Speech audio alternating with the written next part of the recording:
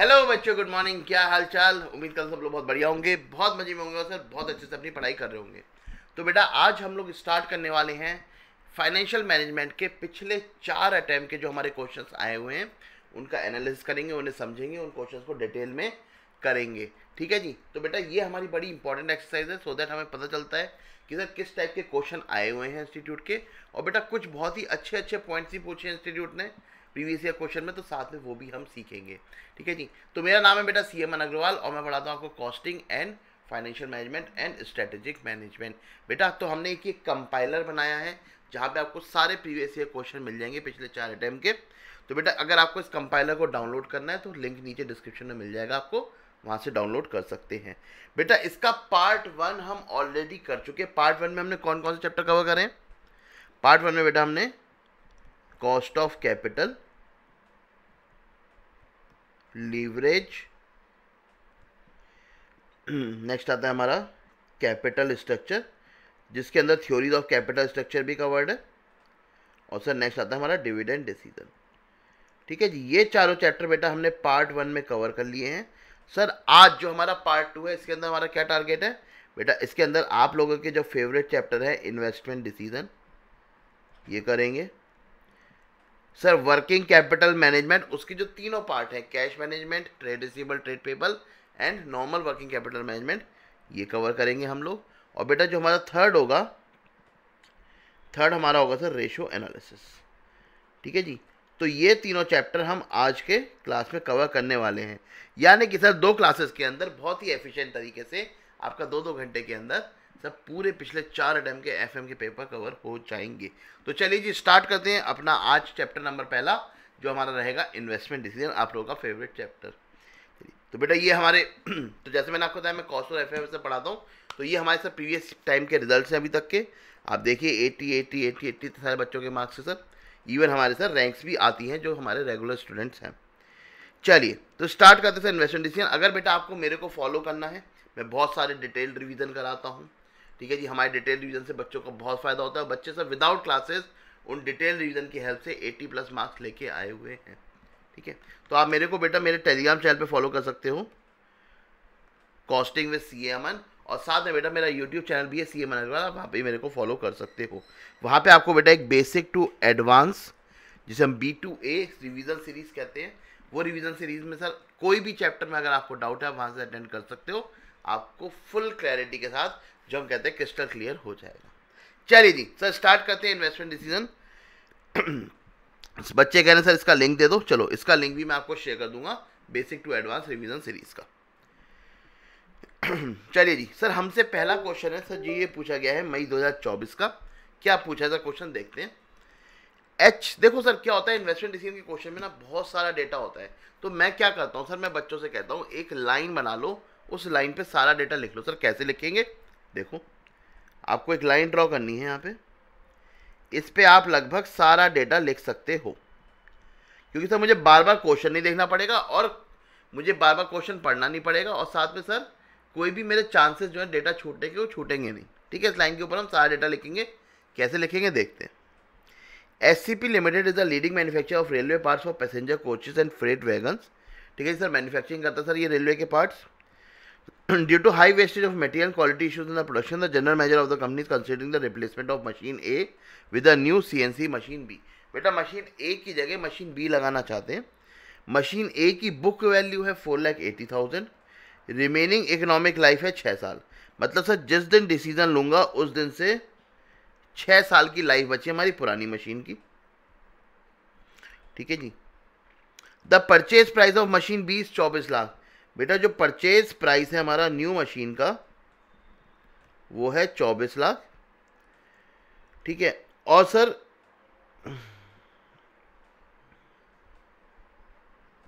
जो पुरानी मशीन है उसको मैं अभी 1,80,000 रुपये में बेच सकता हूं, तो salvage value of old machine 1.8 lakh. ठीक है जी। ये हम सर सारे जिस जिस पीरियड पे जो इन्फॉर्मेशन हमें दे रखी है वो हम लिखते रहेंगे। चलिए सर ये कह रहे हैं इसकी लाइफ भी 6 साल होगी, नई मशीन की भी 6 साल होगी। हमेशा देखना बेटा रिप्लेसमेंट डिसीजन के अंदर क्या होगा, जो पुरानी मशीन की रिमेनिंग लाइफ है और जो नई मशीन की न्यू लाइफ है बराबर होगी। जैसे यहाँ पे पुरानी मशीन की रिमेनिंग लाइफ है 6 साल और नई मशीन की लाइफ भी है 6 साल। ये कह रहे हैं सर नई मशीन में इंस्टॉलेशन भी लगेगा और टेस्टिंग भी लगेगी। सर इंस्टॉलेशन और टेस्टिंग हम एसेट की वैल्यू में ऐड कर देते हैं, तो प्लस 2 लाख रुपए यहाँ पे और खर्चा आएगा हमारा। ठीक है जी। Subsidy of 15% on the purchase price of machine B will be receive from government at the end of first year. Sir क्या कहना चाह रहे हैं? सर जो परचेज प्राइस है उसकी 15% सब्सिडी मिलेगी गवर्नमेंट से, और कब रिसीव होगी? सर रिसीव होगी eight the end of first year. बेटा अब आप मुझे ये चीज़ बताओ, सर जो सब्सिडी है 15% वो किस अमाउंट पे निकालेंगे? 24 लाख पे या 26 लाख पे? क्योंकि 24 लाख तो सर हमारी हमने जितने की खरीदी और 2 लाख का ऊपर खर्चा और लगा दिया टेस्टिंग और इंस्टॉलेशन का। ठीक है, तो हमें सर सब्सिडी किस पे मिलेगी? तो सब्सिडी मिलेगी 24 लाख पे। क्यों? क्योंकि देखो साफ साफ लिखा है subsidy of ₹15% on the purchase price. Installation cost testing पे नहीं बोला है, सिर्फ परचेज प्राइस पे बोला है। और परचेज प्राइस क्या है मशीन बी का? Purchase price of machine B 24 lakh. तो बेटा जो सब्सिडी मिलेगी आपको 15% और 24 लाख मिलेगी। कब? जब ईयर 1 खत्म होगा। तो ईयर 1 पे आपको कितनी मिलने वाली सर? 24 लाख का 15% यानी कि 3,60,000 आपको सब्सिडी मिल जाएगी यहाँ पे। ठीक है जी, 3,60,000 आपको सब्सिडी मिल गई, बहुत ही बढ़िया है। सर इन्होंने कहा जो साल्वेज वैल्यू है हमारी नई मशीन की ये 3,20,000 रुपये at the end of 6th year. तो salvage value of new machine 3.2 lakh. ठीक है, चलिए लिख दिया हमने। तो देखो इस एक पैराग्राफ में इतनी सारी इंफॉर्मेशन हमें दे रखी थी और हमने प्यार से एक छोटी सी लाइन के ऊपर वो इंफॉर्मेशन समराइज कर ली है। ठीक है, इसे हम बोलते हैं सर टाइमलाइन या फिर समय रेखा। चलिए, the general manager estimates that the annual saving due to installation of machine B include a reduction of 3 skilled workers with annual salaries of 1,60,000। बेटा जो हमारी सेविंग होगी उसमें से 3 वर्कर्स हमारे कम हो जाएंगे जिनको हम 1,68,000 देते थे। तो बेटा हमारी जो सेविंग है वो 1.68 लाख इंटू 3 होगी क्योंकि 3 वर्कर जाएंगे हमारे। उसके बाद बोला सर 4,80,000 रुपये सर हमारी जो वेस्टेज है वो रिड्यूस हो जाएगी। तो 4.8 लाख हमारी वेस्टेज रिड्यूस हो जाएगी। और क्या बोला sir? 3,50,000 from the sales due to delay in execution of purchase order. बेटा 3.5 लाख हमारा जो डिले की वजह से नुकसान होता था वो भी हमारा कम हो जाएगा। ठीक है जी, आगे क्या बोला है sir? Operation of machine B will require the services of a train technician with annual salary of 3,90,000। बेटा एक ट्रेन टेक्नीशियन हमें हायर करना पड़ेगा जिसकी सैलरी होगी 3,90,000। तो सर ये आउटफ्लो हो जाएगा, तो माइनस कर देंगे 3,90,000। And annual operation and maintenance cost will increase by 1,54,000। बेटा जो मेंटेनेंस ऑपरेशन कॉस्ट है वो हमारी 1,54,000 से इंक्रीज हो जाएगी। ठीक है जी, तो वो भी हमारा एनुअल खर्चा बढ़ जाएगा। The company tax rate is 30% and required rate of return is 40%। Tax rate कितना है? 30%। डिस्काउंटिंग रेट कितना है? 14%। ठीक है जी। The company follows straight line method. बेटा SLM पे हमारा डेप्रिसिएशन लगेगा, कोई ब्लॉक ऑफ एसेट वाला कंसेप्ट है नहीं यहाँ पे। Ignore tax savings on loss due to sale of existing machine. वो कह रहे हैं जो एग्जिस्टिंग मशीन को बेचने पे लॉस होगा उसको इग्नोर कर दो, उस पर कैपिटल गेन वगैरह या कैपिटल लॉस वगैरह नहीं कंप्यूट करना है। प्रेजेंट वैल्यू फैक्टर दे रखे हैं आपको ये, जिससे आपका और इंस्टीट्यूट का आंसर सेम आए। उन्होंने कहा NPV निकाल दो, प्रॉफिटेबिलिटी इंडेक्स निकाल दो और एडवाइस करो कंपनी को कि रिप्लेसमेंट करना चाहिए कि नहीं, और डिस्काउंटेड पेबैक पीरियड भी कंप्यूट करो। ठीक है, तो मेन चीज सर क्या है? हमारा कैश फ्लोज निकालना। एक बार सर हमारे कैश फ्लोज निकल गए फिर तो सर कोई दिक्कत वाली बात नहीं है। तो चलिए सर, इस तरीके के क्वेश्चन में बेटा हमारे कम से कम 3 वर्किंग नोट बनते हैं। सबसे पहला वर्किंग नोट होता है हमारा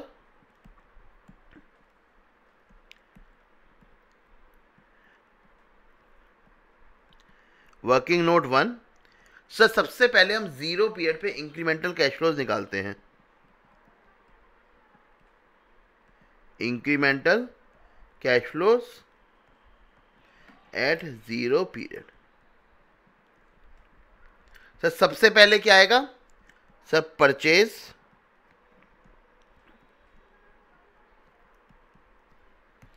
चल जाओ भाई पेन,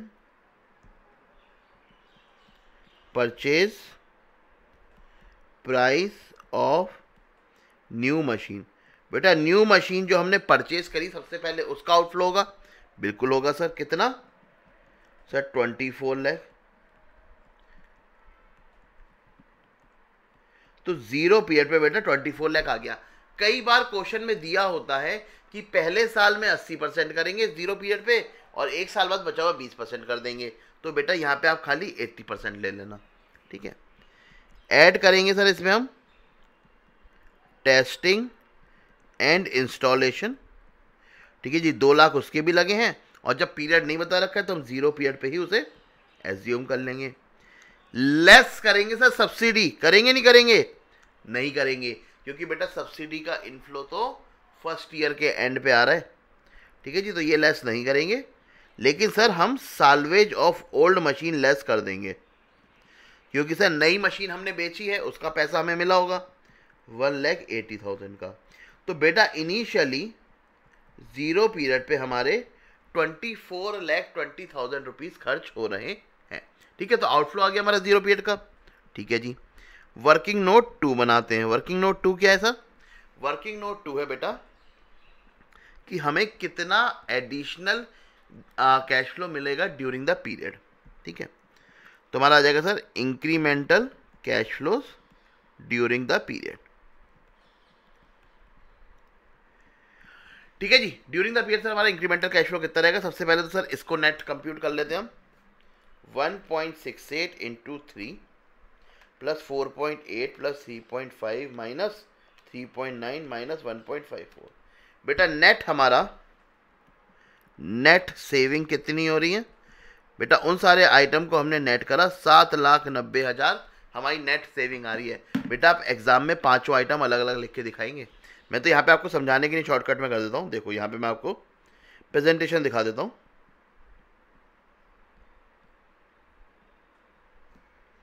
इस तरीके से पहले आप सारे सेविंग लिखेंगे, फिर आप जितनी एडिशनल कॉस्ट है वो लिखेंगे और फिर लास्ट में नेट निकाल के दिखाएंगे इस तरीके से, ठीक है। मैंने सर नेट डायरेक्ट लिख दिया जिससे हम यहाँ पे टाइम सेव करें और ज़्यादा से ज़्यादा लर्न कर सकें, ठीक है। तो बेटा हमारी नेट सेविंग होगी 7,90,000। अब हमें लेस करना है incremental depreciation. Sir incremental depreciation कैसे निकालेंगे? देखो बेटा सिंपल सा फंडा है डेप्रीसिएशन का कि dep on new asset new machine minus dep on old machine. मतलब सर न्यू मशीन पे जितना डेप मिलता उसमें से माइनस कर दूंगा ओल्ड मशीन पे कितना डेप मिलता, तो मेरा इंक्रीमेंटल डेप्रीसिएशन आ जाएगा। बेटा अगर ओल्ड मशीन की बात करें हम, तो ओल्ड मशीन की सर हमारी वैल्यू कितनी है? सर ओल्ड मशीन की वैल्यू है 4,80,000 रुपए और सर 6 साल बचे हैं। तो बेटा ओल्ड मशीन पे आपको हर साल डेप्रिसिएशन कितना मिलता?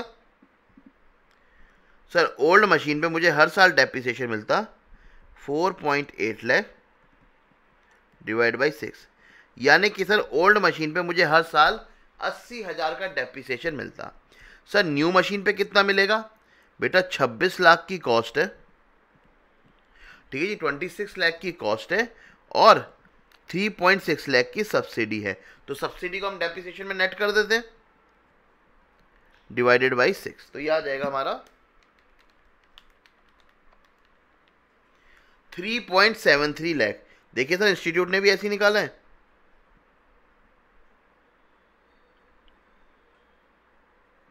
हाँ जी सर इन्होंने सब्सिडी माइनस कर दिया। अच्छा साल्वेज वैल्यू भी तो दे रखी है, वो भी माइनस कर दो यार, वो क्यों छोड़नी है? एसएलएम में तो साल्वेज वैल्यू भी माइनस होती है। तो 26 माइनस 3.6 माइनस 3.2, तो बेटा 3,20,000 हमारे नई मशीन पे डेप्रिसिएशन मिलेगा, ठीक है। पुरानी मशीन पे मिलता 80,000, तो बेटा इंक्रीमेंटल डेप्रिसिएशन कितना हो गया? 2,40,000। आप इसका एक अलग से वर्किंग नोट बना के दिखाएंगे पूरा, ठीक है ना। जो ये मैंने कंप्यूटेशन यही टेबल में कर दी है, इसका वर्किंग नोट अलग से बनाएंगे। चलिए तो 7,90,000। कई बच्चे कहते हैं सर आपने ऐसी प्रेजेंटेशन कर दी कैसे कर पाएंगे? नहीं करनी है बेटा, ये तो अभी हम सिर्फ रफ में आपको सॉल्व करके दिखा रहे हैं। 5,50,000 क्या आ गया sir? Profit before tax minus करेंगे टैक्स टैक्स रेट कितना था सर? टैक्स रेट था हमारा 30%।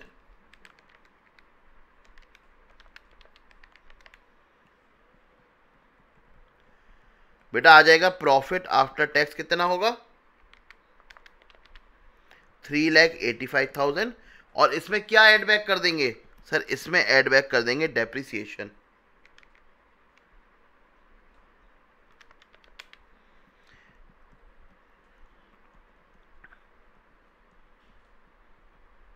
तो ये बेटा आ जाएगा 6,25,000, यानी कि sir cash flow after taxes हर साल के हमारे 6,25,000 आ जाएंगे निकल के।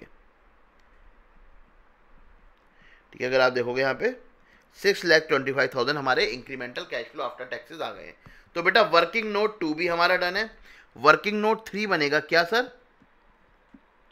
Incremental outflow eight the end of 6 year. Sir and में हमारे कितने इंक्रीमेंटल आउटफ्लो आएंगे? कोई वर्किंग कैपिटल तो है नहीं, तो वो तो सर वापस आएगी नहीं। हमें सर बस salvage value of new machine लेनी है, माइनस कर देंगे salvage value of old machine. बेटा ओल्ड मशीन की साल्वेज वैल्यू 0 है,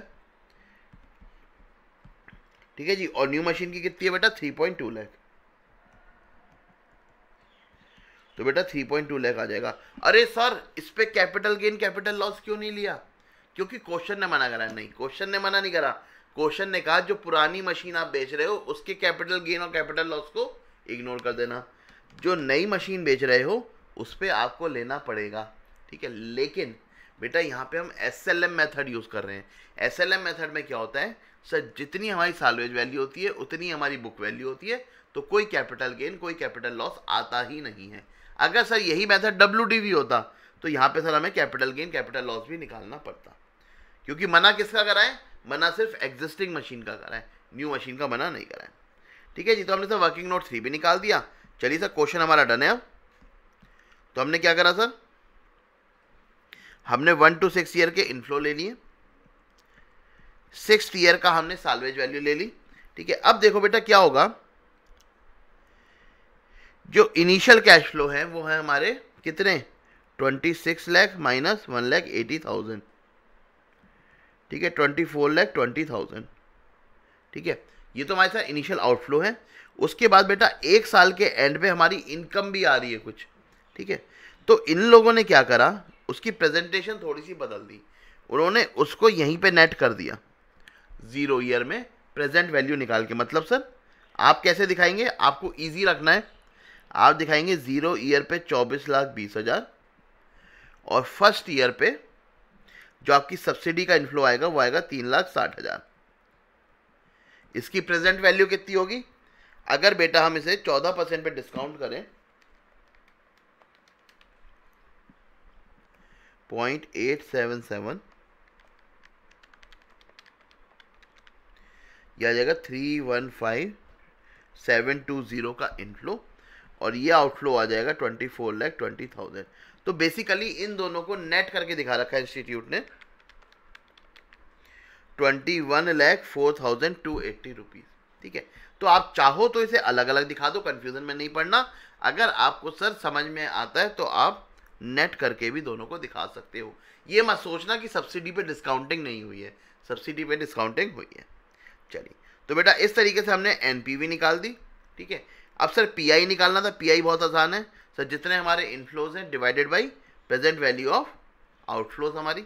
ठीक है, और डिस्काउंटेड पेबैक पीरियड निकालना है, तो सर हमने क्या करा, कैश इनफ्लोज को डिस्काउंटिंग करनी स्टार्ट कर दी, प्रेजेंट वैल्यू आ गई, क्यूमुलेटिव वैल्यू हमने निकाल दी। ठीक है, अब सर इसके अंदर कैसे निकालते हैं हम डिस्काउंटेड के कैश पेबैक पीरियड? सर ये निकालते हैं हम बेसिस इंटरपोलेशन। कैसे सर? देखो हमारा नेट आउटफ्लो कितना हुआ है? 21,04,000 रुपये 280। ठीक है सर, मतलब यहाँ कहीं हमारा इन दोनों के बीच में कहीं हमारा डिस्काउंटेड पेबैक पीरियड बैठा होगा। तो बेटा इसमें हम इंटरपोलेशन की हेल्प लेते हैं और डिस्काउंटेड पेबैक पीरियड निकाल देते हैं।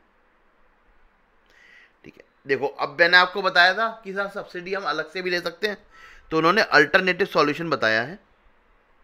देखो इन्होंने यहाँ पे सब्सिडी यहाँ पे अलग से करके दिखाई है। तो मैंने आपको क्या कहा था, आप दोनों मेथड में से कोई सा भी कर सकते हो जो आपको कन्वीनियंट रहे। ठीक है, पे बैक पीरियड सर फिर भी वही आ रहा है, ठीक है, और सर एनपीवी भी हमारी सेम आ रही है 471,640, अगर आप ऊपर देखेंगे यहाँ पे भी यही आ रही है। तो जस्ट प्रेजेंटेशन मैटर और कुछ नहीं है, ठीक है। तो बेटा इस तरीके से मई 24 में मैं कहूँगा इजी क्वेश्चन था, बस एक सब्सिडी का एडजस्टमेंट ज़्यादा था जहाँ पे बच्चे थोड़ा सा कंफ्यूज हो जाते हैं। तो मैंने आपको क्या बताया कि सर एग्जाम में जो क्वेश्चन आएगा वो इजी होगा, लेकिन उसमें एक एडजस्टमेंट ऐसी होगी जिसको आपको पता होना चाहिए। चलिए जी, तो उसी की तो तैयारी कर रहे हैं सर हम, डेफिनेटली। चलिए आगे चलते हैं। तो बेटा जो हमारी मैराथन होती है उसके अंदर हम इस टाइप की सारी एडजस्टमेंट कवर करके चलते हैं, सो दैट एग्जाम से एक दिन पहले आपको सारी एडजस्टमेंट रिकॉल हो जाए और एग्जाम में जब आपको दिखे तो आप आराम से सॉल्व कर सको। चलिए जी, क्वेश्चन नंबर 2 पे चलते हैं। बेटा ये क्वेश्चन आया था आपका केस बेस्ड एमसीक्यू सितंबर 2024 के अंदर, और again one of the very average question of investment decision. तसल्ली से करोगे 10 मार्क्स आराम से स्कोर कर लोगे। देखिए क्या बोला है आपको, sir RS Limited is manufacturing selling soft drinks in India. The production process involves one important process which increases shelf life of the soft drink.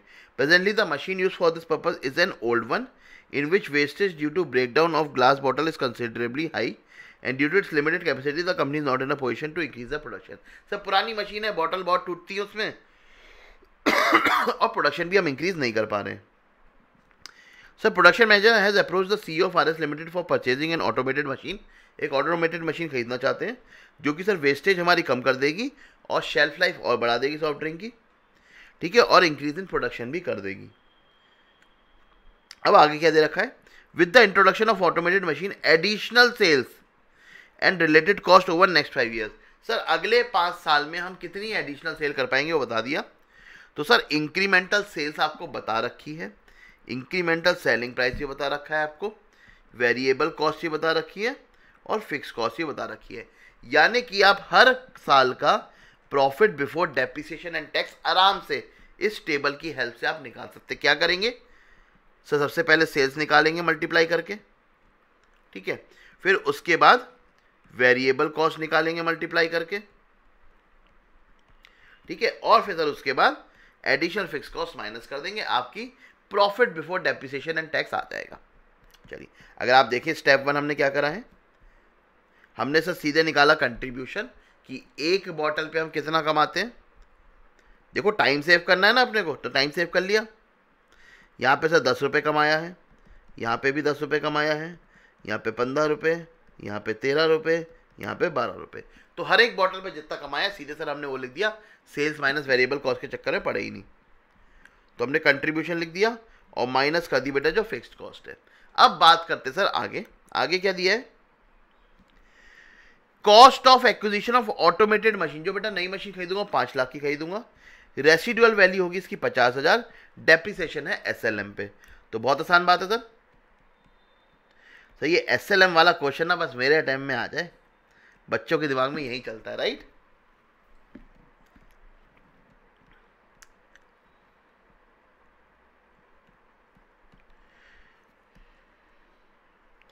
ठीक है, तो डेप्रिसिएशन हमारा कितना आ जाएगा,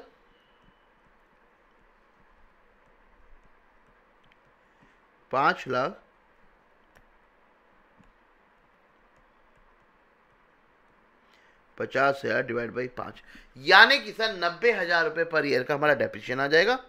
तो हमने क्या करा सर, डेप्रिसिएशन को भी लेस कर दिया है, ठीक है जी, डेप्रिसिएशन भी लेस हो गया। आगे चलते हैं, आगे क्या बोला है, वो कह रहे हैं अबव कॉस्ट में डेप्रिसिएशन इंक्लूडेड नहीं है, मतलब डेप्रिसिएशन अलग से लेस करना है। वो कह रहे हैं कि कॉस्ट सेविंग भी होगी हमारी ब्रेकेज रिड्यूस होने से, और ये सारी हैं बिफोर टैक्स। मतलब सर जो ये सारी कॉस्ट सेविंग बताई है आपको पर ईयर, ये बिफोर टैक्स है। तो बेटा इतनी हम कॉस्ट सेविंग अपने में ऐड कर लेंगे बिफोर टैक्स। तो आप देखोगे यहाँ पे हमने सर जितनी भी सेविंग थी वो सारी बिफोर टैक्स हमने ऐड कर रखी है। अगर सर ये सेविंग आफ्टर टैक्स दी होती तो हम आफ्टर टैक्स इन्हें ऐड करते, सिंपल सी बात है। चलिए, the machine which is being used at present has 0 written down value. बेटा इसकी बुक वैल्यू आज के दिन में 0 है, और अगर ये बेचने चले तो हम 10,000 रुपये की बेच पाएंगे, यानी कि 0 पीरियड पे sir salvage value of old machine 10,000 रुपये आ जाएगी। कंपनी की कॉस्ट ऑफ कैपिटल है 10%, और सर हमारा एप्लीकेबल टैक्स रेट है 30%। अब बेटा अगर मैं इस लाइन को ध्यान से पढ़ूं तो हम कह सकते हैं कि 10,000 मैं बेचूंगा ओल्ड मशीन,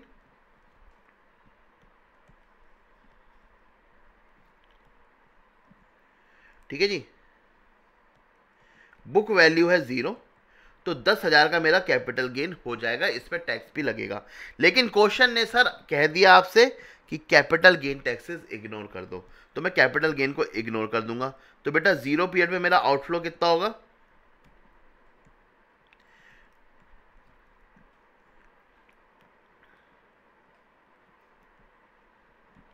सर 0 पीरियड पे आउटफ्लो कितना होगा बेटा, 5 लाख की नई मशीन खरीदूंगा माइनस 10,000 सर उसकी साल्वेज वैल्यू पुरानी मशीन की, 4,90,000 का मेरा इनिशियल आउटफ्लो हो जाएगा। तो अगर आप इनिशियल आउटफ्लो देखोगे तो हमने 4,90,000 ले लिया है, ठीक है सर। ड्यूरिंग द ईयर का हमने सर ये निकाल दिया है प्रॉफिट बिफोर टैक्स, टैक्स इसमें से माइनस करा हमने 30%, हमारा आ गया profit after tax, depreciation add back करा, हमारा सर आ गया है कैश फ्लो आफ्टर टैक्सेस। बेटा इसमें एक चीज आपके दिमाग में आई होगी नहीं आई होगी तो मैं बताता हूँ। बच्चे कहेंगे सर डेप्रिसिएशन तो हमें इंक्रीमेंटल लेना चाहिए था ना, 90,000 तो नई मशीन का है, इसमें से पुरानी मशीन का माइनस करेंगे, बिल्कुल करेंगे। लेकिन बेटा जब पुरानी मशीन की रिटर्न डाउन वैल्यू 0 है तो पुरानी मशीन पे तो कोई डेप्रिसिएशन मिलेगा ही नहीं, इसलिए 90,000 माइनस 0 90,000 आ गया है। तो ऐसा नहीं है कंसेप्ट बदल गया, कंसेप्ट तो वही है कि हम इंक्रीमेंटल डेप्रिसिएशन लेंगे, बस पॉइंट इतना है कि पुरानी मशीन का डेप्रिसिएशन है ही नहीं, इसलिए हमने डायरेक्ट 90,000 ले लिया। चलिए तो क्वेश्चन ने पूछा क्या है, उसने पूछा भाई पीबीटी बता दो, ईयर 2, 3, 4 के बता दिए। उसने कहा कैश फ्लो आफ्टर टैक्सेस बता दो 1, 2, 3 के, वो भी हमने बता दिए। उसने कहा डिस्काउंटेड कैश इनफ्लो कितने होंगे 1, 2, 3 के, वो भी हमने बता दिए। उससे साथ में पूछा एनपीवी कितनी है, एनपीवी भी निकाल देंगे सर, हमारे पास इनिशियल कैश फ्लो भी है, हमारे पास ड्यूरिंग द पीरियड के भी हैं, और डिस्काउंटेड पेबैक पीरियड निकालने के लिए कहा है वो भी हमने निकाल दिए, ठीक है। तो आसान सा क्वेश्चन था, कुछ ज़्यादा इसमें डिफिकल्टी थी नहीं। तो आप देख रहे हो सर इन्वेस्टमेंट डिसीजन के क्वेश्चन थोड़े लेंदी आते, कंप्यूटेशन हैवी आते, लेकिन सर होते ज़्यादा मुश्किल नहीं है अगर आपको कंसेप्चुअली क्लियर है तो। चलिए सर अब देखते हैं सर जनवरी 25 में क्या क्वेश्चन आया था। Again it's one of the मैं कहूँगा इजी टू एवरेज क्वेश्चन ही है, ठीक है, जिसमें बहुत ज़्यादा एडजस्टमेंट थी नहीं। देखते सर क्वेश्चन क्या कहता है। SRT Limited manufactures steel rods and is now considering to purchase a new aluminium smelting and molding plant. This plant will have a cost of 20 lakh to purchase and install the plant. It has useful life of 5 years and a residual value of 1 lakh. बेटा plant हम purchase करेंगे, 20 लाख का plant होगा, 1 lakh residual value है, 5 साल की हमारी sir life है। सर प्रोडक्शन बोला इन्होंने हर साल 1 लाख यूनिट पर ईयर बनाएंगे हम, 150 की बनाएंगे, 150 की बेच देंगे और 100 की बनाएंगे, यानी कि हर यूनिट पे हम 50 रुपये कमाने वाले हैं। Sir fixed cost including depreciation, sir जो हमारी फिक्स्ड कॉस्ट है डेप्रिसिएशन इंक्लूड करके वो 8 लाख है।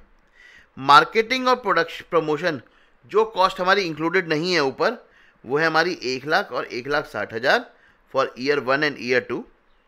Additionally investment in debtor and stock will increase in year by 1.5 lakh and 2 lakh. वो कह रहे हैं डेटर और स्टॉक में हमारा इन्वेस्टमेंट इंक्रीज हो जाएगा। सर ये क्या है, ये बेटा वर्किंग कैपिटल है। वो कह रहे हैं ईयर 1 में आपकी वर्किंग कैपिटल 1.5 लाख से बढ़ जाएगी और ईयर 2 में आपकी वर्किंग कैपिटल 2 लाख से बढ़ जाएगी, तो सर वर्किंग कैपिटल का आउटफ्लो ले लेंगे। वो कह रहे हैं क्रेडिटर्स भी हमारे 1 लाख से बढ़ जाएंगे ईयर 1 में, तो सर ये वर्किंग कैपिटल का रिडक्शन हो जाएगा हमारा, ठीक है। और कह रहे जितना भी डेटर स्टॉक और क्रेडिटर है वो हमारे 5th ईयर में लौट के आ जाएंगे। तो सर देखिए यहाँ पे अगर हम टाइमलाइन बनाएं एक बार,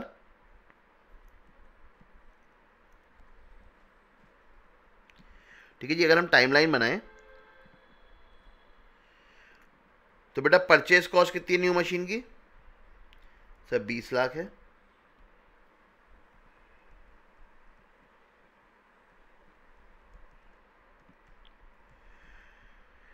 ठीक है जी, साल्वेज वैल्यू ऑफ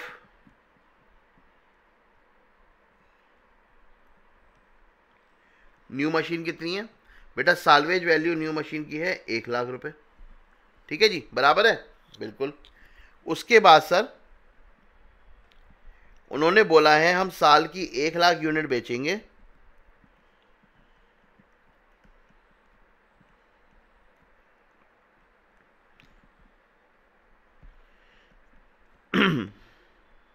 एक सेकंड देना यार, पेन को ठोक पीटना पड़ेगा। ठीक है, उन्होंने कहा सर साल की 1 लाख यूनिट बेचेंगे, 150 की बेचेंगे और उस पर 100 रुपये की डायरेक्ट कॉस्ट लगती है, यानी कि 1 यूनिट पे आप नेट नेट कितना कमाओगे, 50 रुपये। तो मैं लिख सकता हूं यहां पे 1 लाख इंटू 150 माइनस 100। ठीक है जी, आगे क्या बोला है सर, जो हमारी फिक्स्ड कॉस्ट है वो 8 लाख पर एनम है, और ये इंक्लूडिंग डेप्रिसिएशन है। आगे क्या बोला सर, सर पहले साल में और दूसरे साल में हमारा 1 लाख और 1,60,000 रुपये खर्च होगा मार्केटिंग एंड प्रमोशन का। तो फर्स्ट ईयर में और सेकेंड ईयर में यहाँ पे 1 लाख और यहाँ पे 1.6 लाख रुपये खर्चा होगा हमारा। ठीक है, उन्होंने कहा सर हमारे जो डेटर्स और स्टॉक है वो 1.5 लाख और 2 लाख से इंक्रीज हो जाएंगे ईयर 1 में और ईयर 2 में। ठीक है, और क्रेडिटर हमारे 1 लाख इंक्रीज हो जाएंगे ईयर 1 में। तो अगर वर्किंग कैपिटल की बात करूं तो 1.5 लाख और 2 लाख से इंक्रीज होगी और 1 लाख से रिड्यूस हो जाएगी ईयर 1 में। तो यहाँ पे आएगा 50,000 और यहाँ पे आएगा 2 लाख। सर जो ये वर्किंग कैपिटल हमारी लग रही है ये अभी इनिशियली तो आउटफ्लो आएगा और एंड में बेटा इसका इनफ्लो हो जाएगा 2.5 लाख रुपए का यहाँ पे। ठीक है, चलिए जी आगे क्या बोला है sir, the cost of capital is 18%, बेटा डिस्काउंटिंग रेट है 18%, टैक्स रेट है 30%। ठीक है, डेप्रिसिएशन टैक्स डिडक्टेबल है। ठीक है जी, कर देंगे। और कंपनी एसएलएम फॉलो करती है, वो कह रहे हैं एनपीवी निकालो, पीआई निकालो और बताओ भैया परचेज करना चाहिए कि नहीं करना चाहिए। सिंपल सी बात है सर, कैश फ्लो पे काम कर लेते हैं। तो अगर आप देखोगे हमने सबसे पहले सेल्स निकाली। ठीक है सर, यहां पे हमने हर साल का अलग क्यों निकाला, हम तो एसएलएम पे थे, हम हर साल का सेम कैश फ्लो निकाल सकते थे, नहीं निकल पाता बेटा, क्योंकि हर साल में हमारा कुछ ना कुछ खर्चे अलग अलग दे रखे हैं। तो हमने सर हर साल की सेल निकाली, हर साल की डायरेक्ट कॉस्ट निकाली। ठीक है, मार्केटिंग का खर्चा सर खाली 2 साल में था, 2 साल में डाला। डेप्रिसिएशन और फिक्स कॉस्ट मिला के हमारी 8 लाख की थी, वो हमने लिख दी। सर डेप्रिसिएशन इसमें से अलग क्यों करा, क्योंकि सर मुझे डेप्रिसिएशन नीचे जाके ऐड बैक करना है, तो डेप्रिसिएशन अलग तो करना पड़ेगा। तो ये कंबाइंड हमें 8 लाख दे रखी थी। टोटल कॉस्ट आ गई, प्रॉफिट निकाल दिया, टैक्स आ गया सर 30% पे, प्रॉफिट आफ्टर टैक्स आ गया, डेप्रिसिएशन ऐड बैक कर दिया, कैश इनफ्लो हमारा बन गया है। वर्किंग कैपिटल बेटा हमने रिकवर कर ली, 2.5 लाख की है, वो आ गई है। ठीक है, रेसिडुअल वैल्यू ऑफ मशीन है 1 लाख की, वो आ गई है, क्योंकि सर एसएलएम पे है इसलिए कोई कैपिटल गेन या कैपिटल लॉस हमारा नहीं बना है। ठीक है, तो नेट इनफ्लो आ गए हमारे और इनिशियल आउटफ्लो है बेटा हमारे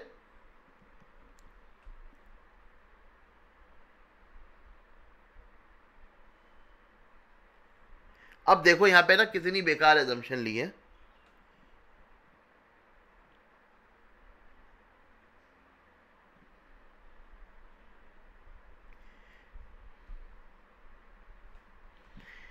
sir investment in debtors and stock will increase in year 1 by 1.5 lakh and 2 lakh. अच्छा, 1.5 लाख और 2 लाख दोनों ईयर 1 की बात कर रहे हैं। ठीक है, और 1 लाख के क्रेडिटर घट जाएंगे, यानी कि सर पूरे पूरे 2.5 लाख रुपए। अब सर लिखा है ईयर 1 और मान के चल रहे कि ईयर 1 की स्टार्टिंग में होंगे, तो इन्होंने एजम्पशन ले ली कि जो ये हमारी वर्किंग कैपिटल है ये ईयर 1 के स्टार्टिंग में कर दो, यानी कि ईयर 0 में लिख कर दो। तो बेटा हम सिंपल से ये समझ लेते हैं, अगर हमारी लैंग्वेज ऐसी लिखी है कि भैया ईयर 1 में हमारी वर्किंग कैपिटल है तो हम उसे 0 पे एज्यूम करके आएंगे। ये इंस्टीट्यूट की एजम्पशन है और हमेशा इंस्टीट्यूट की एजम्पशन हमें लेके आनी है। ठीक है, तो बेटा हम क्या करेंगे, हम सर 2.5 लाख रुपए जो है वो स्टार्टिंग में इन्वेस्टेड मानेंगे, जिससे हमारा सर 22,50,000 का इन्वेस्टमेंट हो जाएगा पीरियड 0 पे। ठीक है, इन्होंने कहा है अगर हम एज्यूम करते हैं, ऐसा नहीं आप फर्स्ट ईयर पे एज्यूम करके आओगे तो आपका क्वेश्चन गलत कर देंगे।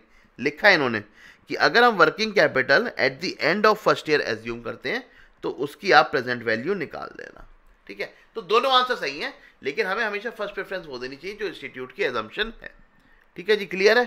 चलिए सर ये नेक्स्ट क्वेश्चन आया हमारा मई 25 में, छोटा सा एक एमसीक्यू आया था। क्या दिया था इन्होंने, सर इन्होंने हमें 2 मशीन थी जिसमें इनिशियल इन्वेस्टमेंट दे रखा था। सर दोनों की लाइफ अलग थी, जैसे ही सर हमें दोनों मशीन की लाइफ अलग अलग दिखती है, हमें पता चल जाता है ये कंपेरेबल नहीं है, इसकी इक्वलाइज्ड एनपीवी निकालनी पड़ेगी। इक्वलाइज्ड एनपीवी कैसे निकलती है sir? NPV divide by annuity factor of those years. ठीक है, तो हमारा सर इनिशियल इन्वेस्टमेंट आ गया, हमारी एस्टिमेटेड यूजफुल लाइफ आ गई, हमारे एनुअल कैश इनफ्लो आ गए कि हर साल हमें कितने इनफ्लो होने वाले हैं, और सर हमारा डिस्काउंटिंग रेट आ गया 10%। इन्होंने कहा बताओ जी इक्विवेलेंट एनुअल एनपीवी कितनी होगी, तो हमने सिंपल क्या करा, इनिशियल आउटफ्लो ले लिए, इनफ्लो ले लिए, नेट कर दिया, हमारी एनपीवी आ गई है। एनपीवी को बेटा हमने रेस्पेक्टिव एन्युटी फैक्टर से डिवाइड करा, हमारी इक्वलाइज्ड या एनुअलाइज्ड एनपीवी निकल के आ गई है 18,000 एंड 36,000। तो उस ऑप्शन को हमने टिक कर दिया है। ठीक है, तो आसान सा क्वेश्चन था, एक छोटा सा कंसेप्ट था जो हमने ऑलरेडी इन्वेस्टमेंट डिसीजन चैप्टर के अंदर कवर कर रखा है। अब देखते सर लेटेस्ट अटेम्प्ट मई 25 में हमारा क्या पूछा गया था। अगेन इजी क्वेश्चन था, और बेटा ये क्वेश्चन हमारा इंपॉर्टेंट क्वेश्चन का भी पार्ट है। ठीक है, ये क्वेश्चन हमारी सर रेगुलर बुक का ही पार्ट है, हमारी फास्ट ट्रैक बुक का भी पार्ट है। क्वेश्चन क्या कहता है, क्वेश्चन है बहुत आसान, बस छोटा सा कंसेप्ट ट्रिगर होना है यहाँ पे। वो कैसे हर साल हमारा पहले 2 साल का सर जो कैश इनफ्लो है,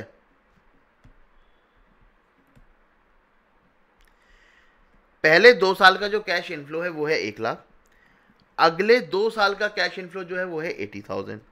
ठीक है जी, यूजफुल लाइफ है हमारी 4 साल की। Sir salvage value at the end of the product है 50,000। Sir internal rate of return है 12%, कॉस्ट ऑफ कैपिटल है 10%। Sir internal rate of return क्या होता है sir? At internal rate of return sir IRR आपने निकालना सीखा था, आईआरआर होता क्या है sir? At IRR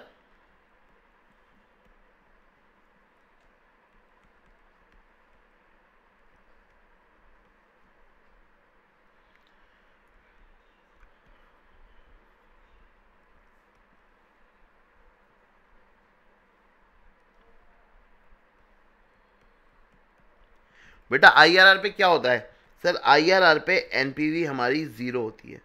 IRR sir वही तो रेट होता है जिसपे हमारी एनपीवी 0 आ जाए। हाँ जी सर बिल्कुल। बेटा 1 मिनट देना, जरा से ठोक पीट के सही करूँ मैं पेन को, फिर आता हूँ मैं।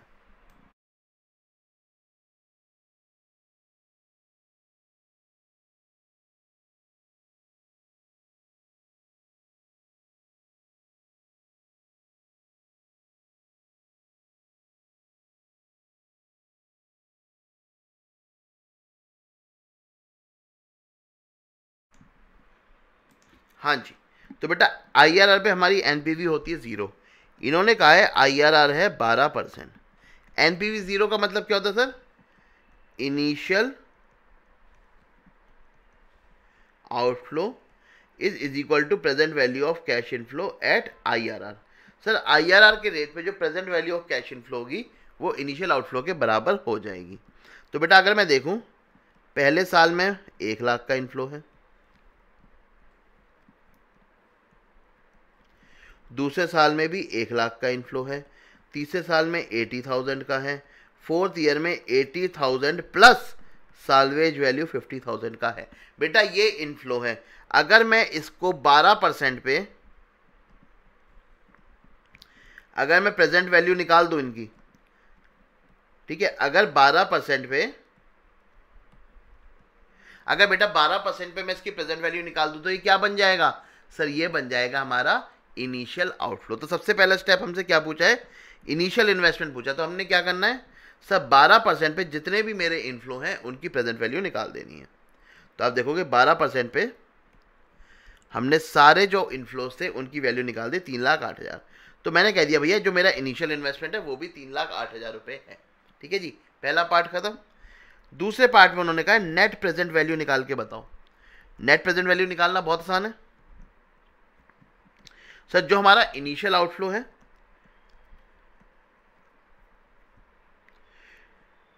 जो हमारा इनिशियल आउटफ्लो है वो हमें पता चल गया 3,08,640 रुपये, और जो हमारा डिस्काउंटिंग रेट है वो कितना है? 10%। सर 12% नहीं था बेटा, 12% तो आईआरआर था। ठीक है सर, लेकिन जो हमारा required expected rate of return है वो तो हमारा 10% है। तो 10% पे हमने डिस्काउंट करा सारे इनफ्लोज को, और बेटा हमारी एनपीवी निकल के आ गई है 13,730 रुपीज़। ठीक है, बहुत ही सिंपल है सर, सेकंड पार्ट भी हो गया। थर्ड पार्ट में कह रहा है वो पीआई। सर हमें क्या करना है, present value of cash inflows divided by हमारा इनिशियल आउटफ्लो।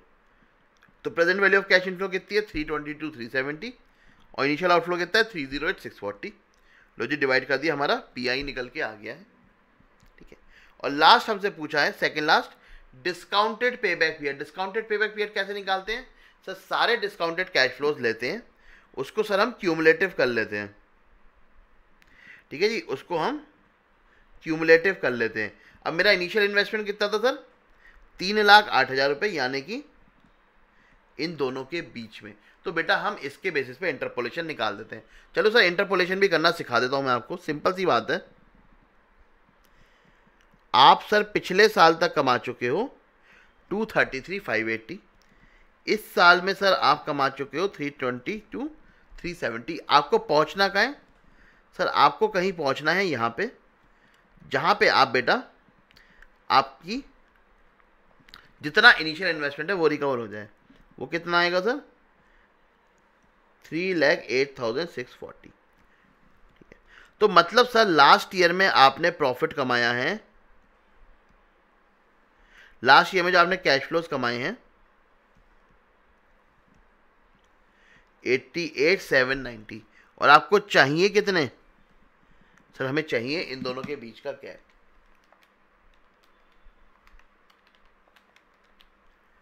75। सर आप पूरे साल में 12,000 रुपए, चलो 12 लाख रुपए कमाते हो, अगर आपको 8 लाख कमाने तो आप कितने महीने लोगे 8 महीने। तो वही सिंपल मैथ्स यहाँ पे है। तो हम कहेंगे यार देखो 3 साल तो लगेंगे ही लगेंगे, प्लस जो चौथा साल है वो भी हमारा सर 75,060 डिवाइड बाई 88,790 लग जाएगा। तो कितना आ गया सर 3.845 ईयर्स हमारा निकल के आ गया है आंसर। ठीक है, तो इस तरीके से बेटा हमारा डिस्काउंटेड पे बैक पीरियड भी आ जाता है। और लास्ट है सर हमारा modified internal rate of return. Sir ये क्या होता है बेटा, MIRR हमको बताता है कि आपके जितने भी इनफ्लोज आ रहे हैं उसे री इन्वेस्ट कर दो। ठीक है, तो हमने क्या करा सर, हमारा 4 साल का प्रोजेक्ट है 1 2 3 4। ठीक है जी, 4 साल का हमारा प्रोजेक्ट है। तो जो पहले साल के एंड पे हमें इनफ्लो आया वो हमने सर बचे हुए 3 साल के लिए इन्वेस्ट कर दिया, यानी कि 1.1 टू दी पावर 3। जो बेटा सेकेंड ईयर के एंड पे हमारा कैश फ्लो आया उसे हमने 2 साल के लिए इन्वेस्ट कर दिया, यानी कि 1.1 टू दी पावर 2। जो 3 साल के एंड पे आया सर उसको हमने 1 साल के लिए इन्वेस्ट कर दिया, यानी कि 1.1। और जो 4th ईयर के लिए आया सर एंड पे, वो तो सर 4th ईयर का ही रहा। तो हमने सिंपल देखो क्या करा है, हमने सर 4th ईयर के एंड पे तो सेम वैल्यू ले ली, और इसका 1.1, ये 1.1 का स्क्वायर और ये 1.1 का क्यूब। हमारी सर फ्यूचर वैल्यू आ गई है 472,100। ठीक है, इसको हमने सर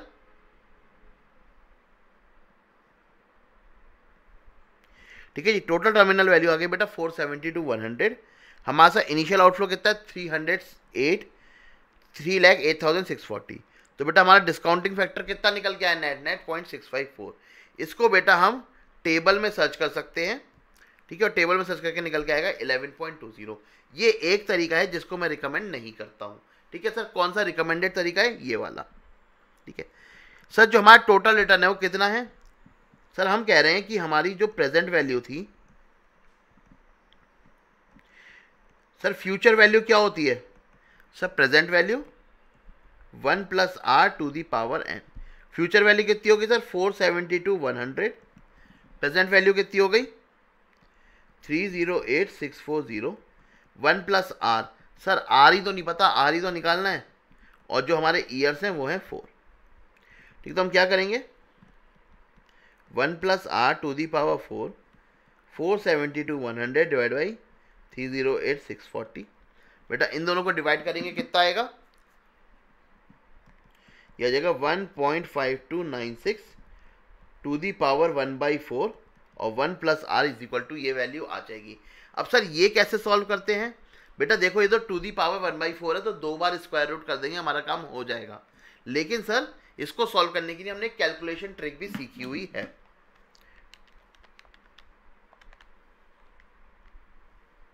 ठीक है, हमने सर अभी टू दी पावर 1/4 है तो 2 बार अंडर रूट करेंगे, काम हो जाएगा। हमारा आ गया सर 1.112, इसमें से -1 कर देंगे तो ये आ जाएगा 11.21%।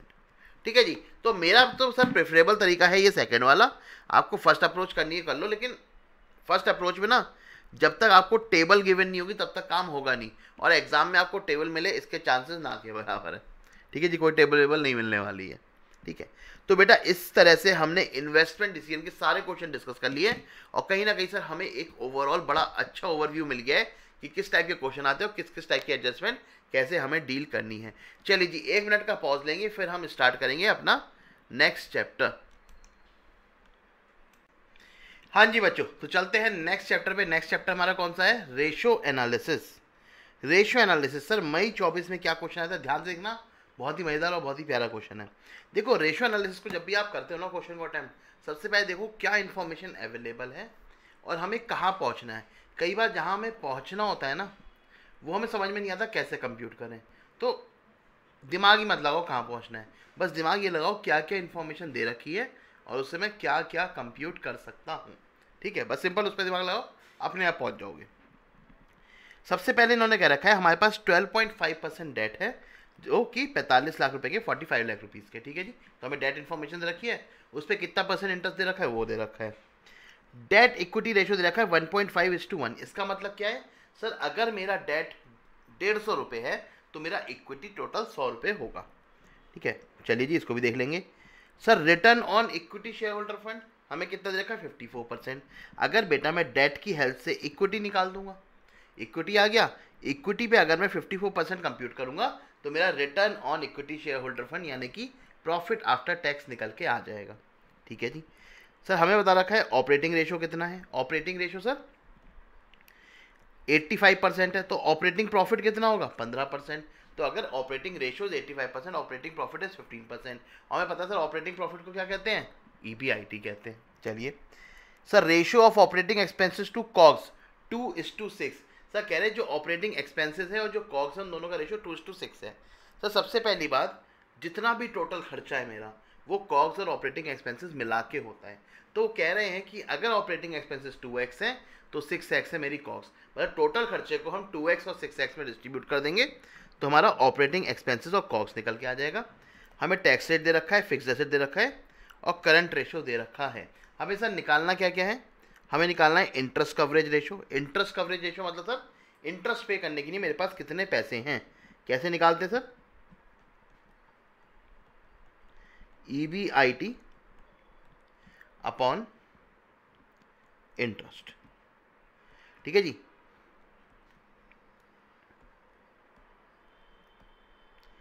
ठीक है जी, EBIT अपॉन इंटरेस्ट। देखो इंटरेस्ट तो मुझे पता है 45 लाख का 12.5% है।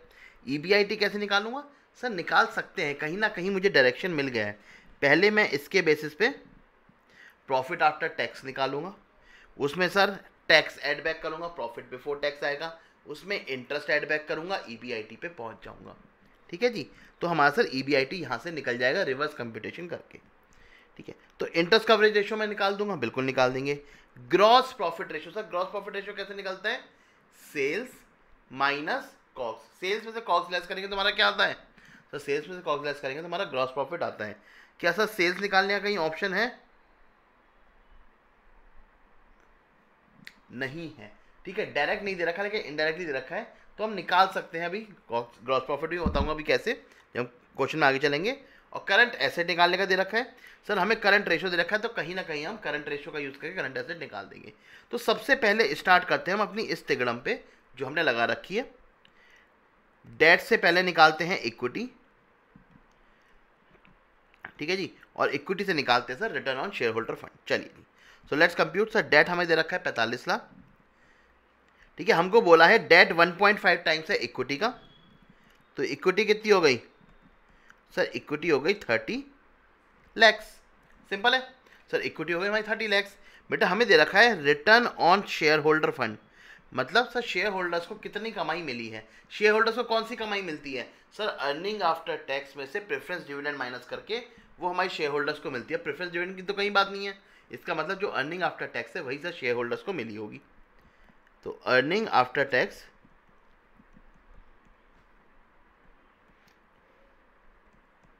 Upon equity is equal to 54% आपको बोला है। इसका मतलब बेटा इक्विटी कितनी है 30 लाख, तो अर्निंग आफ्टर टैक्स कितना हो गया सर 54%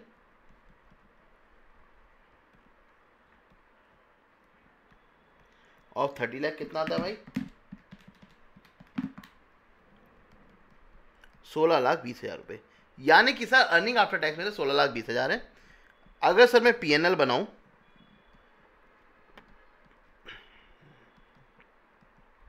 तो अर्निंग आफ्टर टैक्स है 16,20,000। सर टैक्स कितना लगा होगा बेटा, टैक्स हमें बताया है टैक्स है 25%, यानी कि सर टैक्स लेस करने के बाद मेरे पास 75% बचा होगा, यानी कि अर्निंग बिफोर टैक्स कितना रहा होगा सर 21,60,000, और इस पे हमारा टैक्स लग गया होगा कितना 30%, 25% कितना होगा भाई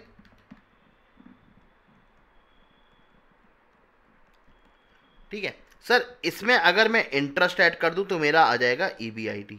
सर इंटरेस्ट कितना होता है सर, इंटरेस्ट हमें दे रखा है 45 लाख का 12.5%, यानी कि 562,500, और इसमें ऐड कर दूंगा मैं यह जगह से 27,22,500।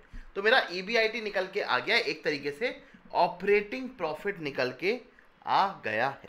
चलिए सर देखते सॉल्यूशन में क्या करा। सबसे पहले हमने इंटरेस्ट निकाला, हमने इक्विटी शेयर होल्डर फंड निकाल दिया, कितना है 30 लाख। इसके बेसिस पे बेटा हमने प्रॉफिट निकाल दिया, प्रॉफिट कितना आ रहा है हमारा 16,20,000। बेटा उससे फिर हमने प्रॉफिट बिफोर टैक्स निकाला जो कि आ रहा है हमारा 21,60,000, और उसके बेसिस पे हमने EBIT निकाल दिया 27,22,500। मतलब जहाँ तक हमने करा है वहाँ तक सर क्वेश्चन ने भी करा है। अब इसके बाद कहाँ जाएंगे सर, हमें बोला है ऑपरेटिंग रेशो, मतलब 85% है, तो ऑपरेटिंग प्रॉफिट रेशो कितना होगा सर 15%। और ऑपरेटिंग प्रॉफिट कैसे निकालते हैं सर, EBIT कैसे निकालते हैं, EBIT अपॉन सेल्स। यानी कि सर जो मैंने ये निकाला है कितना है ये सर 15%।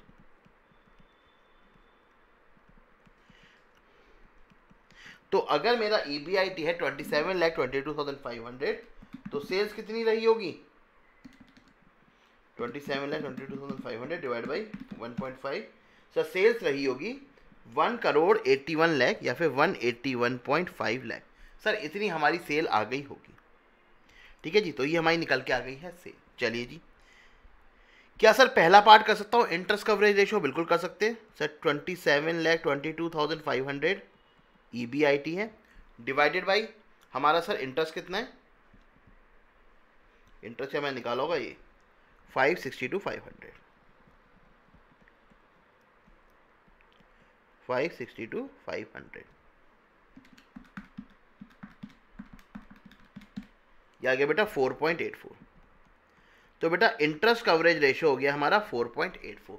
ग्रॉस प्रॉफिट रेशो, बेटा ग्रॉस प्रॉफिट रेशो के लिए मुझे कॉक्स चाहिए। क्या सर मुझे कॉक्स पता है, हाँ जी सर निकाल सकता हूँ, हिंट है मेरे पास। सर मेरे पास टोटल सेल्स है 181.5, इसमें से मैं लेस कर देता हूँ EBIT, इसमें से मैं लेस कर देता हूँ EBIT, तो मेरे पास क्या बचेगा टोटल कॉस्ट, ठीक है जी। टोटल कॉस्ट बचेगी कितना आ जाएगा ये सर 1,81,50,000, इसमें से मैं EBIT घटा देता हूँ 27,22,500, तो बेटा टोटल कॉस्ट आ जाएगी 154,27,500।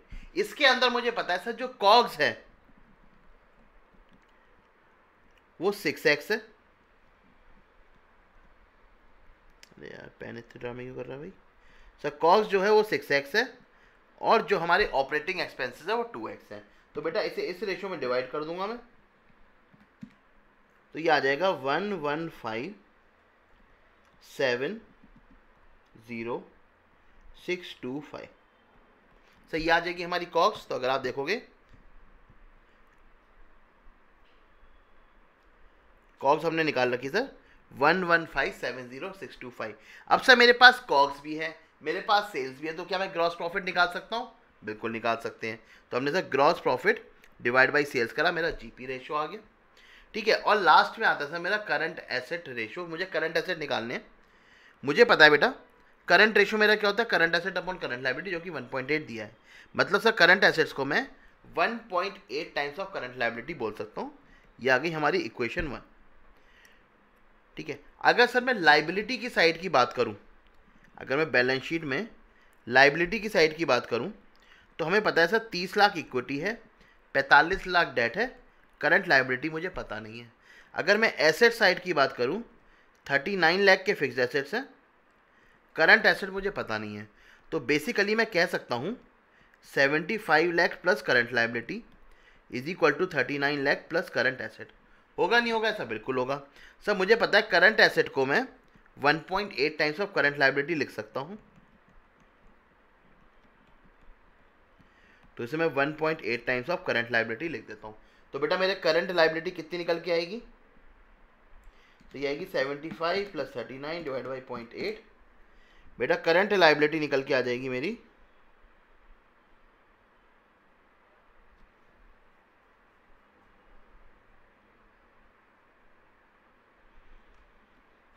75 माइनस 39 डिवाइड बाई 0.8। बेटा करंट लायबिलिटी निकल के आएगी मेरी 45 लाख। ठीक है जी, और करंट एसेट मेरे कितने निकल के आ जाएंगे? इसके 1.8 टाइम्स, ये आ जाएगा 81 लाख।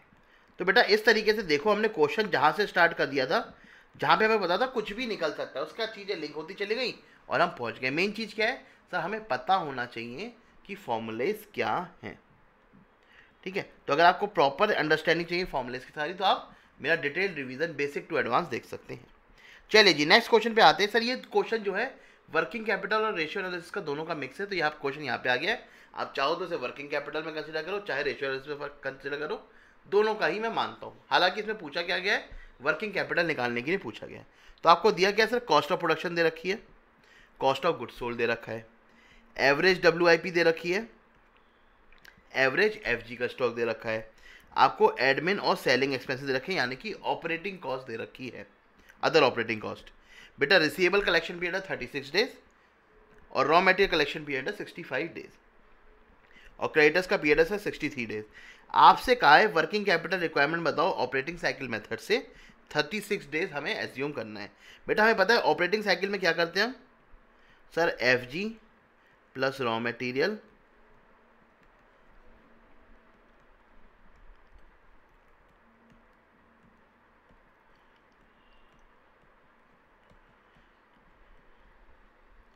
ठीक है जी। क्या क्या आता है सर हमारा, FG सर, FG का होल्डिंग पीरियड,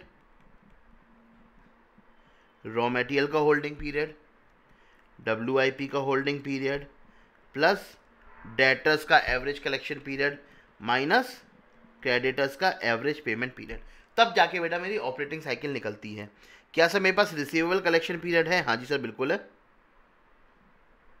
कितना है? 36। सर क्या मेरे पास रॉ मटेरियल का स्टोरेज पीरियड है? बिल्कुल है सर, 65। ठीक है, क्या सर मेरे पास क्रेडिटर्स का पेमेंट पीरियड है? हाँ जी सर बिल्कुल है, 63।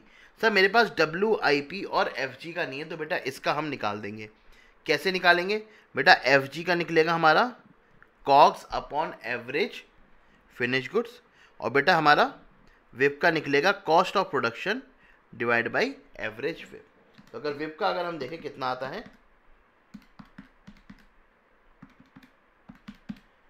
सर, विप का टर्नओवर रेशियो आ रहा है 16.36 और FG का टर्नओवर रेशियो आ रहा है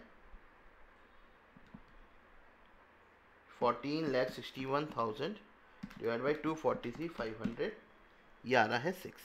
ठीक है, लेकिन सर हमें तो नंबर ऑफ डेज में निकालना है, तो क्या करेंगे, 360 को डिवाइड कर देंगे टर्नओवर रेशो से, तो हमारा नंबर ऑफ डेज में आ जाएगा। तो बेटा एफ का तो स्ट्रेट अवे हमारा 60 आ गया है, और अगर हम WIP की बात करें तो उसका कितना आ रहा है, 300 डिवाइड बाई 16.36, 18.33 आ रहा है क्या WIP का?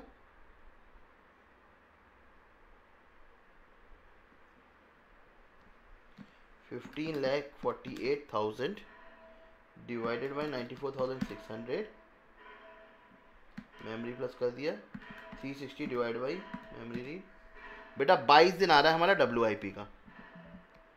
ठीक है जी, तो हमने सर सबसे पहले ऑपरेटिंग साइकिल निकाल दी, कितनी आ गई, 60 + 65 + 22 + 36 - 63, बेटा 120 दिन की हमारी ऑपरेटिंग साइकिल आ गई है। हमसे पूछा गया वर्किंग कैपिटल रिक्वायरमेंट बता दो। सर मेरे पास टोटल खर्चे कितने हैं, सर मेरे पास टोटल खर्चे कितने हैं, सर टोटल खर्चे कैसे निकलते हैं, cost plus operating cost. Sir दोनों को हमने ऐड कर दिया और डिवाइड कर दिया नंबर ऑफ साइकिल से। नंबर ऑफ साइकिल कैसे निकलेंगी, सर पूरे साल में 360 दिन है, सर 120 दिन में हमारी एक साइकिल बनती है, तो 3 हमारी साइकिल चलेंगी पूरे साल में। सर पूरे साल में हमें इतने पैसे की ज़रूरत है, डिवाइड कर दिया सर हमने इसको 3 से, तो हमारा आ गया सर 6,25,000 की वर्किंग कैपिटल रिक्वायरमेंट। अब बच्चों को यहाँ पे कन्फ्यूज़न क्या होती है, सर जो एनुअल ऑपरेटिंग कॉस्ट है उसमें मैं 15,48,000 लूँ या 14,61,000 लूँ, तो बेटा आपको हमेशा 14,61,000 लेना है, यानी कि कॉस्ट ऑफ गुड्स सोल्ड लेना है, कॉस्ट ऑफ प्रोडक्शन नहीं लेना। ठीक है, तो हमेशा याद रखेंगे अगर कॉस्ट ऑफ गुड्स सोल्ड और कॉस्ट ऑफ प्रोडक्शन दोनों दे रखा है तो you will take cost of goods sold. तो ज़्यादातर बच्चों ने क्वेश्चन तो सही करा था, लेकिन कंफ्यूज यहाँ पे आके हो गए थे कि कॉस्ट ऑफ गुड्स सोल्ड लूँ या कॉस्ट ऑफ प्रोडक्शन, तो you have to take COGS. ठीक है जी, एनुअल कॉस्ट निकालने में आप लेंगे कॉक्स प्लस अदर कॉस्ट। चलिए जी नेक्स्ट क्वेश्चन पे चलते हैं सर, बहुत ही आसान क्वेश्चन है। Sir following information relates to MNP limited for the year ended 31 March. बेटा इन्वेंट्री टर्नओवर रेशियो है कॉस्ट ऑफ गुड्स सोल्ड के बेसिस पे। हमें पता है सर इन्वेंट्री टर्नओवर रेशियो नहीं भी बताओगे तो भी हम कॉक्स के बेसिस पे ही एज्यूम करते हैं। Sir total asset turnover ratio, अगर क्वेश्चन कुछ नहीं बोलता है तो हम सेल्स के बेसिस पे एज्यूम करते हैं। Long term debt to shareholder, मतलब sir debt versus shareholder ratio कितना है, 0.6:1। सर डेटर कलेक्शन पीरियड कितना है, 30 डेज। ग्रॉस प्रॉफिट कितना है, 25% ऑफ सेल, और करंट रेशियो है 2.91। सर बैलेंस शीट कुछ हमें आधी अधूरी सी दे रखी है, हमें इस बैलेंस शीट को भरना है, सिंपल सी बात है। तो बेटा हम स्टार्ट कहाँ से करें, देखो स्टार्ट हम वहाँ से करेंगे जिसके हमारे पास सबसे ज़्यादा अवेलेबिलिटी है। अगर आप देखोगे सर हमें इक्विटी शेयर होल्डर फंड बता रखा है 9 लाख रुपए। हमने देखा था सर हमें बता रखा है long term debt to equity ratio, तो अगर इक्विटी हमारी 9 लाख है तो डेट कितने होंगे इसके, 0.6, यानी कि 9 लाख का 0.6, 5,40,000 बन जाएगा। तो बेटा अब लॉन्ग टर्म डेट सबसे पहले हमने निकाल दिया 5,40,000। सर मेरे पास पूरी लायबिलिटी साइड निकल के आ गई है। चलिए उसके बाद हमें बोला है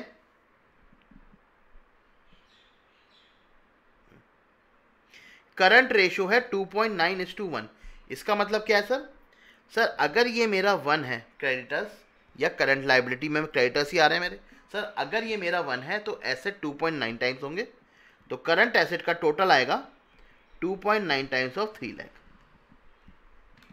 2.9 टाइम्स इंटू 3 लाख, तो बेटा ये आ गया 8,70,000। ठीक है जी, 8,70,000 ये निकल के आ जाएगा। इसके बाद सर हमें पता है बैलेंस शीट का टोटल कितना है भाई, 9 लाख, 5,40,000 प्लस 3 लाख, 17,40,000। सर इस साइड भी टोटल तो यही आएगा। ठीक है, इसमें से 8,70,000 माइनस कर देंगे तो हमारे पास फिक्स्ड एसेट कितने बचेंगे, सर फिक्स्ड एसेट 8,70,000 ही बचेंगे। ठीक है जी, तो हमारी सर बैलेंस शीट खत्म हो गई, लेकिन हमें इसको फर्दर बाइफरकेट करना है इन्वेंट्री, डेटर और कैश में। सर इन्वेंट्री के लिए मुझे कॉस्ट चाहिए, सर डेटर के लिए मुझे सेल्स चाहिए, सर कैश के लिए मुझे कुछ भी नहीं चाहिए, कैश तो बैलेंसिंग फिगर निकलेगा। तो सर अब सेल्स और कॉस्ट कहाँ से निकालूं, तो बेटा हमें बोला है fixed asset total asset turnover ratio है 2.5 टाइम्स, मतलब टोटल एसेट्स टर्नओवर रेशियो कैसे निकलता है sir, sales upon total assets. Total asset है बेटा, फिक्स्ड एसेट नहीं है। टोटल एसेट कितने हमारे सर, 17,40,000।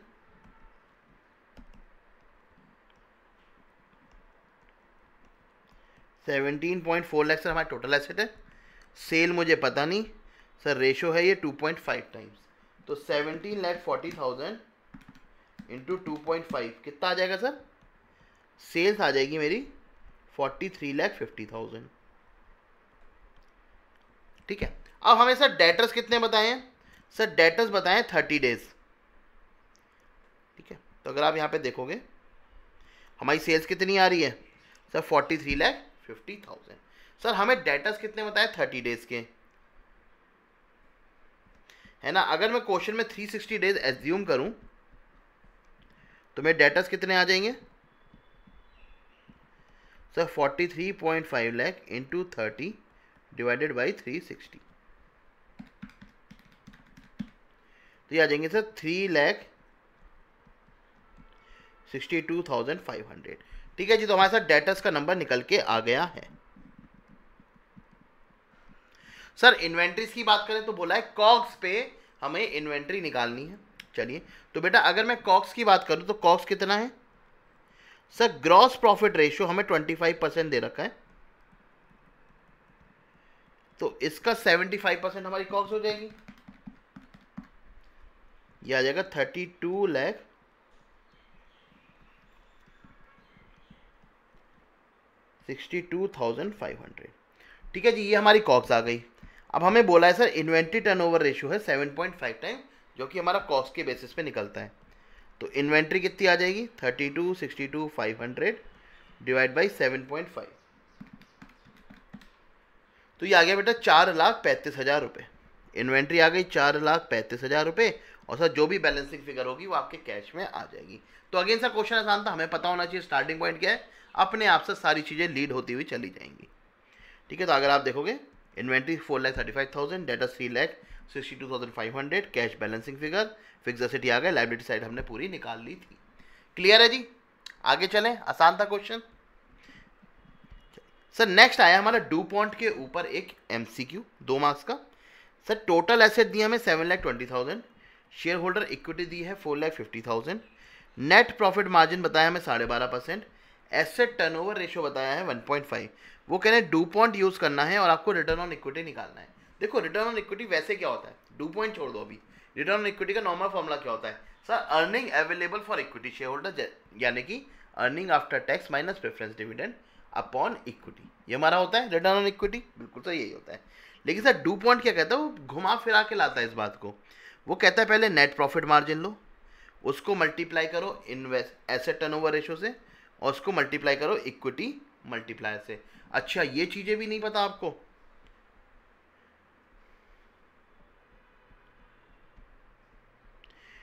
ठीक है जी, ये चीजें भी नहीं पता आपको, तो इनको भी कंप्यूट करो। नेट प्रॉफिट का मतलब क्या होता है, profit upon sales. Asset turnover ratio का मतलब क्या होता है, सेल्स अपॉन इन्वेस्टमेंट। और इक्विटी मल्टीप्लाई का मतलब क्या होता है, इन्वेस्टमेंट अपॉन इक्विटी। एसेंशियली देखोगे आप तो इन्वेस्टमेंट से इन्वेस्टमेंट कट गया, सेल्स से सेल्स कट गई, बचा क्या net net sir, profit upon equity. ठीक है, तो इक्विटी कितनी है इस क्वेश्चन में सर, इक्विटी हमें दे रखी है 4.5 लाख। क्या सर हमें प्रॉफिट दे रखा है, नहीं सर, लेकिन प्रॉफिट हमें बता रखा है कि नेट प्रॉफिट मार्जिन होता है 12.5%। ठीक है, और एसेट टर्नओवर रेशियो दे रखा है 1.5। तो बेटा एसेट टर्नओवर के बेसिस पे हम टर्नओवर निकाल देंगे, कितना आ जाएगा 7,20,000 इंटू 1.5, 10,80,000 रुपये। और अगर मुझे प्रॉफिट निकालना हो तो इसमें 12.5% प्रॉफिट निकल जाएगा, यह आ जाएगा 1,35,000। तो बेटा मैं डायरेक्ट फॉर्मूला रख सकता हूँ कि हमारा नेट प्रॉफिट अपॉन इक्विटी 30% निकल के आ जाएगा। ठीक है जी, तो इस तरीके से आप डायरेक्ट भी निकाल सकते हो, और अगर आपको सारी फिगर्स अलग अलग रखनी है, टाइम ज़्यादा लगाना है तो लगा लो भाई, क्या दिक्कत है। ठीक है जी, तो इस तरीके से हमारे साथ डूपॉन्ट का क्वेश्चन भी सॉल्व हो जाएगा। चलिए नेक्स्ट क्वेश्चन पे आते हैं। Again sir very easy question है हमारा ये, और ये हमारा आया सर जैन 25 में 4 मार्क्स का एमसीक्यू। क्या पूछा है सर, क्रेडिट रेशियो है हमारा, करंट रेशियो है 1.5:1, सेल्स है 150 लाख की, जिसमें से 80% क्रेडिट है। तो ध्यान रखना जितना भी हम डेटर्स की कंप्यूटेशन करेंगे वो क्रेडिट सेल्स पे करेंगे। इन्वेंट्री टर्नओवर रेशियो बेटा किस पे निकलता है, कॉक्स पे निकलता है, 6 टाइम्स है। एवरेज कलेक्शन पीरियड बेटा 2 महीने के डेटर्स होते हैं आपके, लेकिन ध्यान रखना सर क्रेडिट सेल्स में से कंप्यूट करना। जीपी रेशियो 20% और क्विक रेशियो 1:1। आपसे क्या पूछा है, उन्होंने पूछा है बताओ भाई इन्वेंट्री और रिसीवेबल कितने कितने होंगे। ठीक है, रिसीवेबल की अगर मैं बात करूं तो क्रेडिट सेल्स कितनी है भाई सर, क्रेडिट सेल है 150 लाख का 80%, यानी कि 120 लाख। ठीक है, और सर हमारे जो डेटर्स हैं वो 2 महीने के हैं, तो ट्रेड रिसीवेबल हो जाएंगे हमारे 120 lakh into 2 divide by 12, 20 lakh आ गया। ठीक है जी, तो ट्रेड रिसीवेबल बन जाएगा हमारा 20 लाख रुपए, सॉरी डेटर्स बन जाएगा हमारा 20 लाख रुपए। ठीक है, फिर उससे बात करी इन्वेंट्री की। इन्वेंट्री कैसे निकालते हैं सर, हमें इन्वेंट्री टर्नओवर रेशियो दे रखा है। ठीक है, कैसे निकलता है sir inventory turnover ratio, inventory turnover ratio कैसे निकलता है sir, COGS upon average inventory. ठीक है, इन्वेंट्री टर्नओवर रेशियो कितना है सर, ये है हमारा 6 टाइम्स। कॉग्स कितनी है सर, सर हमारी सेल्स है 150 लाख की, लेकिन ग्रॉस प्रॉफिट है 20%, तो हमारी कॉग्स कितनी हो गई, 120 लाख की कॉग्स हो गई। ये क्रेडिट सेल्स नहीं है, कॉग्स है, डिवाइडेड बाई इन्वेंट्री। तो सर इन्वेंट्री भी हमारी 20 लाख की आ गई है। तो दोनों के आंसर सर हमारे 20 एंड 20 आ गया है। सेकंड पार्ट में पूछा है करंट एसेट और करंट लायबिलिटी कितना होगा। देखो जी सर, हमें क्विक रेशियो और करंट रेशियो दे रखा है। करंट रेशियो के हिसाब से क्या है sir, current asset is equal to 1.5 times of liability, और क्विक एसेट्स के हिसाब से क्या है सर, क्विक एसेट 1 है हमारा, तो quick asset is equal to current liability. मुझे पता है sir current asset is equal to quick asset plus inventory होता है। होता है नहीं होता है, हाँ जी सर बिल्कुल होता है। तो बेटा करंट एसेट है हमारे 1.5 CL, क्विक एसेट है CL, और इन्वेंट्री है 20 लाख की। तो बेटा करंट लायबिलिटी कितनी आ गई सर, करंट लायबिलिटी आ गई 40 लाख, तो करंट एसेट आ गए हमारे 60 लाख। तो आप देखोगे, सॉरी एक सेकेंड,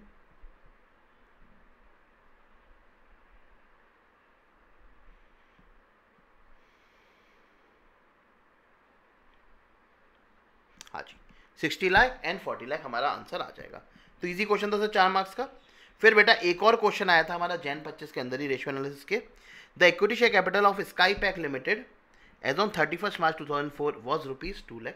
ठीक है, 2 लाख रुपए की सर इक्विटी शेयर कैपिटल थी, इक्विटी नहीं थी, इक्विटी शेयर कैपिटल। देखो इक्विटी के अंदर 2 पार्ट होते हैं, equity share capital plus reserve and surplus. ठीक है, तो ये सिर्फ इक्विटी शेयर कैपिटल की बात कर रहे हैं। ठीक है, रेलिवेंट रेशियो क्या बताया sir, current debt to total debt, मतलब current liabilities to total liabilities बताया आपको 0.35। Total debt to owners equity, मतलब टोटल लायबिलिटी और ओनर्स इक्विटी का रेशियो कितना है 0.65। Fixed assets to owner equity sir 0.55 है। एसेट टर्नओवर रेशियो 2.5 टाइम्स है। Inventory turnover ratio sir 10 times है। हमें क्या करना है, बैलेंस शीट बनानी है। अब सर स्टार्ट कहाँ से करें सर, स्टार्ट हमें करना पड़ेगा कहीं ना कहीं इक्विटी का यूज़ करके। ठीक है, क्योंकि सर जहाँ से अमाउंट है वहीं से हम स्टार्ट कर सकते हैं। तो बेटा इक्विटी हमारी यहाँ पे यूज़ हो रही है, यहाँ पे यूज़ हो रही है, बराबर है। तो सर इन्होंने यहाँ पे एज्यूम करा कि भैया हमारे पास रिजर्व एंड सरप्लस कुछ नहीं है, क्योंकि क्वेश्चन में निकालने की जगह ही नहीं है, तो हम रिजर्व एंड सरप्लस 0 मान के चल रहे हैं। इसी को हमने इक्विटी मान लिया। ठीक है, इसको इक्विटी मान लिया, तो क्या मैं फिक्स्ड एसेट निकाल सकता हूँ, बिल्कुल निकाल सकता हूँ sir. Fixed asset upon equity बोला है 55%, तो ये आ जाएगा 1,10,000 रुपये के हमारे फिक्स्ड एसेट। ठीक है sir, fixed asset turnover ratio बोला है 2.5 टाइम्स, तो 1,10,000 को 2.5 से मल्टीप्लाई करेंगे सर, हमारी सेल्स आ जाएगी 2,75,000। ठीक है, इन्वेंट्री टर्नओवर रेशियो बोला 10 टाइम्स, अभी आएंगे इन्वेंट्री टर्नओवर रेशियो पे। आपको बोला है सर जितनी आपकी इक्विटी है उसका 65% हमारी टोटल लायबिलिटी है, तो 2 लाख का 0.65 आ गया आपका टोटल लायबिलिटी। और इसमें भी बोला है current debt to total debt है हमारा 0.35, तो 1,30,000 का 0.35 हो जाएगी आपकी करंट लायबिलिटी। तो इसमें से करंट लायबिलिटी है 45,500 और लॉन्ग टर्म डेट है हमारा 84,500। तो अगर आप बैलेंस शीट देखोगे इसकी, तो ये आ गया 84,500 long term debt, current debt आ गया सर हमारा 45,500, 2 लाख आ गया हमारा इक्विटी शेयर कैपिटल।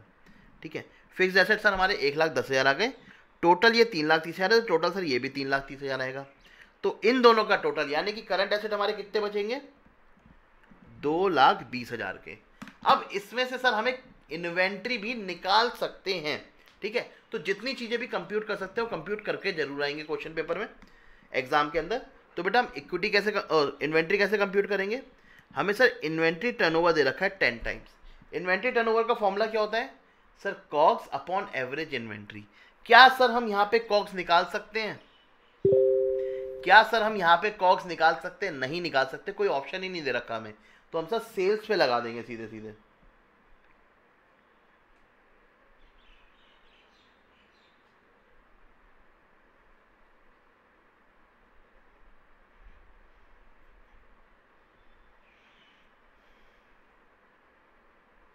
एक सेकंड देना है, इन्होंने क्या करा है,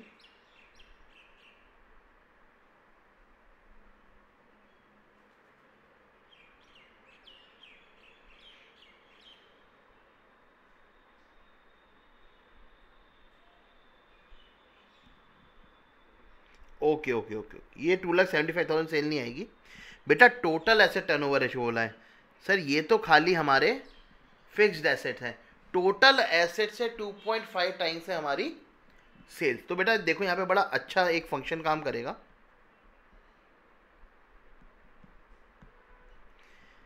हमने लाइबिलिटीज पूरी निकाल दी, हाँ जी सर, तो टोटल एसेट कितने हो गए हमारे सर, टोटल एसेट्स हो गए हमारे 3,30,000। तो इसके बेसिस पे सेल्स कितनी हो गई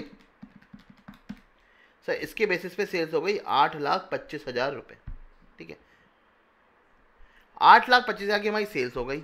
हम बेटा फिक्स एसेट पहले ही निकाल चुके थे, ये हमारा कितना बचा था 2,20,000। अब हमें पता है sir inventory turnover ratio 10 times, और मैं कॉग्स नहीं निकाल सकता, तो सेल्स के बेसिस पे इन्वेंट्री टर्नओवर रेशियो निकालूंगा, तो मेरी इन्वेंट्री कितनी आ जाएगी 82,500, ये मेरी इन्वेंट्री आ गई, और बैलेंसिंग फिगर कैश में चला गया है। तो यहाँ पे सर हमने अपनी ज़रूरत के हिसाब से, रिक्वायरमेंट के हिसाब से एक चीज़ चेंज कर ली, यहाँ पे हमने फॉर्मूला ले लिया सेल्स अपॉन एवरेज इन्वेंट्री। पहली कोशिश होगी सर कॉग्स पे करूँ, कॉग्स नहीं है तो भाई कोई ऑप्शन नहीं, सेल्स पे करना पड़ेगा। चलिए जी, वाला क्वेश्चन भी डन है। चलिए सर, इसके साथ हम रेशियो एनालिसिस के आई थिंक लास्ट क्वेश्चन में पहुंच गए हैं, जो कि हमारा रिसेंटली मई 25 में आया था। क्या बोला सर इस क्वेश्चन में, देखते हैं ध्यान से। Raw material consumed 20% of cost. बेटा कॉस्ट के अंदर सारे खर्चे होते हैं, हमारे फैक्ट्री ओवरहेड होता है, हमारे सर लेबर होती है, डायरेक्ट एक्सपेंस होती है, मटेरियल होती है। उन्होंने कहा रॉ मटेरियल हमारा 20% है कॉस्ट का, raw material inventory turnover ratio है 4 times, finish goods inventory holding period मतलब एफजी को आप कितना होल्ड करते हो 0.75 मंथ्स का, gross profit based on COGS. Sir हमेशा ग्रॉस प्रॉफिट हम लोग सेल्स पे निकालते थे, लेकिन इंस्टीट्यूट ने कहा चलो भाई थोड़ा सा घुमा देते हैं, ग्रॉस प्रॉफिट कॉग्स के बेसिस पे निकाला है, यानी कि जीपी अपॉन कॉग्स बताया आपको 12.5%। डेटर कलेक्शन आपको 3 मंथ बोला सारी सेल क्रेडिट सेल है। Proprietary ratio 0.3125, fixed asset turnover ratio sales के बेसिस पे 3 times, fixed asset to total asset 40%। उन्होंने क्या कहा है, बैलेंस शीट बना दो भैया, बैलेंस शीट के अंदर कुछ दे रखा है क्या, हाँ जी सर आपको फिक्स्ड एसेट दे रखे हैं 12 लाख के, बहुत ही बढ़िया, और सर लॉन्ग टर्म डेट दे रखे हैं 15 लाख के, बहुत ही बढ़िया। सर स्टार्ट करते, सबसे पहले सर क्या दिमाग में घंटी बजी, sir fixed asset to total asset दे रखा है 40%, यानी कि जो टोटल एसेट होगा, फिक्स्ड एसेट कितना है उसका 40%, तो टोटल एसेट कितना हुआ बेटा 30 लाख। लो जी टोटल एसेट पता चल गया मुझे 30 लाख, फिक्स्ड एसेट है 12 लाख, तो सर करंट एसेट होगा टोटल में 18 लाख रुपए का। ठीक है जी, चलिए कुछ तो हमें चीजें पता चल गई बैलेंस शीट से ही।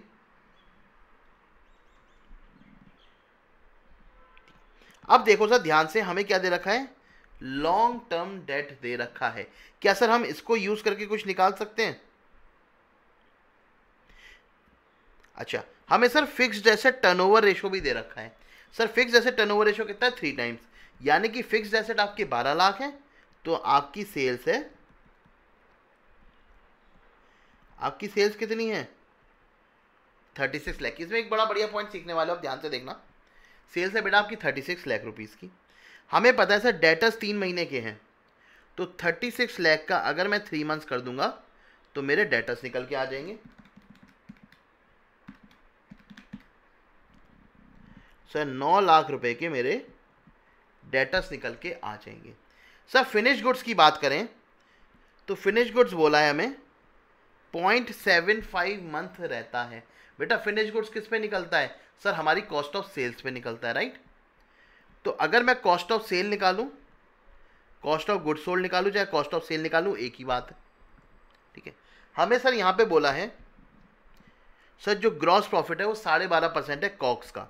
तो मुझे पता है COGS plus gross profit is equal to sales होती है नहीं होती है? बिल्कुल होती है सर। 36 लाख की सेल है, अगर कॉग्स है एक्स तो ग्रॉस प्रॉफिट है 12.5% ऑफ एक्स, ठीक है। अगर कॉग्स है एक्स तो ग्रॉस प्रॉफिट क्या है? 12.5% ऑफ कॉग्स है। अगर कुछ नहीं लिखा होता तो हम सेल्स का मानते, लेकिन सर ये कॉग्स का, तो कॉग्स के हिसाब से कर देंगे। तो 36 डिवाइड बाई 1.125 यह आ जाएगा 32 लाख। यानी कि सर कॉग्स या फिर एक्स की वैल्यू हमारी आ गई है 32 लाख रुपीस की, ठीक है जी। कॉग्स निकल के आ गया, बहुत ही बढ़िया बात है। सर हमें बोला है हमारा जो एफ जी है वो 0.75 मंथ्स का है, तो 32 lakh into 0.75 divided by 12। Sir 2 lakh रुपए की हम अपनी एफ जी मेंटेन करेंगे, तो एफ जी कितना आ गया? 2 लाख रुपए। जरा नीचे आंसर भी चेक करते हुए चलें। अबे बैलेंस शीट तो इन्होंने बनाई नहीं, चलो कोई नहीं, ऐसी देख लेते हैं। Stock of finish goods 2 lakh रुपए हमारा आ गया है। अब सर निकाल देते हैं हम स्टॉक ऑफ रॉ मटेरियल। देखो बेटा रॉ मटेरियल के लिए क्या बोला है? 4 टाइम्स है। तो बेटा रॉ मटेरियल टर्नओवर रेशियो कैसे निकालते हैं हम लोग? Sir raw material consumed divide by average inventory of raw material, ठीक है। बेटा रॉ मटेरियल टर्नओवर रेशियो कितना है? सर 4 टाइम्स है। रॉ मटेरियल कंज्यूम्ड कितना है? सर क्वेश्चन में बोला था कॉक्स का 20%, यानी 32 लाख का 20% divide by R M inventory आ जाएगी। तो 32 लाख का 20% डिवाइड बाई 4, बेटा 1,60,000 रुपये हमारी आर एम की इन्वेंट्री निकल के आ जाएगी, ठीक है। तो अगर आप आर एम देखो 1,60,000, ठीक है जी, ये भी निकल गया हमारा, बहुत ही बढ़िया 1,60,000। बेटा बैलेंसिंग फिगर हम कैश में डाल देते हैं, तो 18 lakh minus 1,60,000 minus 2 lakh minus 9 lakh, बेटा 5,40,000 हमारा कैश बचा। तो ये हमने बैलेंसिंग फिगर डाल दी है। बताओ जी एसेट साइज आपको क्लियर? बिल्कुल सर, डेफिनेटली क्लियर हो गई हमें। अगर हम देखें सर कैश कितना निकल के आ रहा है यहाँ पे 5,40,000, ठीक है जी। अब आते हैं हम सर लाइबिलिटी साइड पे। लाइबिलिटी साइड में सर हमें क्या पता है?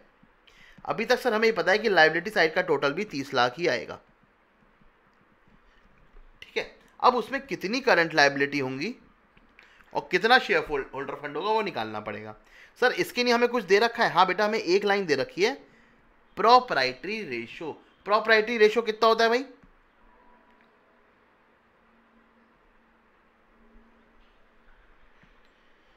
अरे यार यहाँ पे मैंने आपको सॉल्यूशन कंप्लीट नहीं दिया। एक सेकंड रुको, मैं यहाँ पे सॉल्यूशन ले आता हूँ।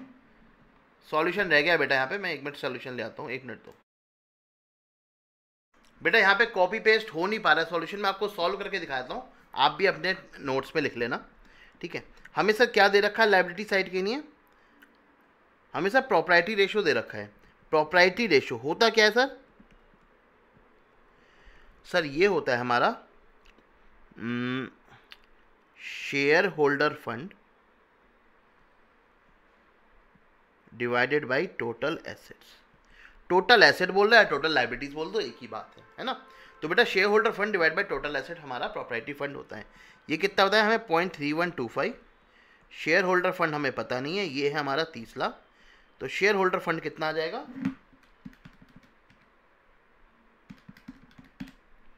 9,37,500, ठीक है जी। तो हमारा ये आ गया सर 9,37,500 और जो भी बैलेंसिंग है सर वो हमारी करंट लाइबिलिटीज बन जाएगी। करंट लाइबिलिटीज कितनी आ जाएगी 562,500।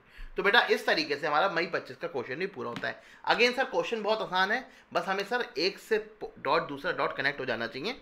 स्टार्टिंग पॉइंट ढूंढना बहुत जरूरी है। तो हर क्वेश्चन में आपको स्टार्टिंग पॉइंट कहाँ से मिलेगा सर, जिस चीज़ का हमें अमाउंट दिया है। यहाँ पे अमाउंट हमें किस चीज़ का दिया था, फिक्स्ड एसेट का, तो हमने बस सर फिक्स्ड एसेट को पकड़ के चलते चले गए। चलिए तो इसके साथ बेटा हमारा रेशियो एनालिसिस खत्म होता है।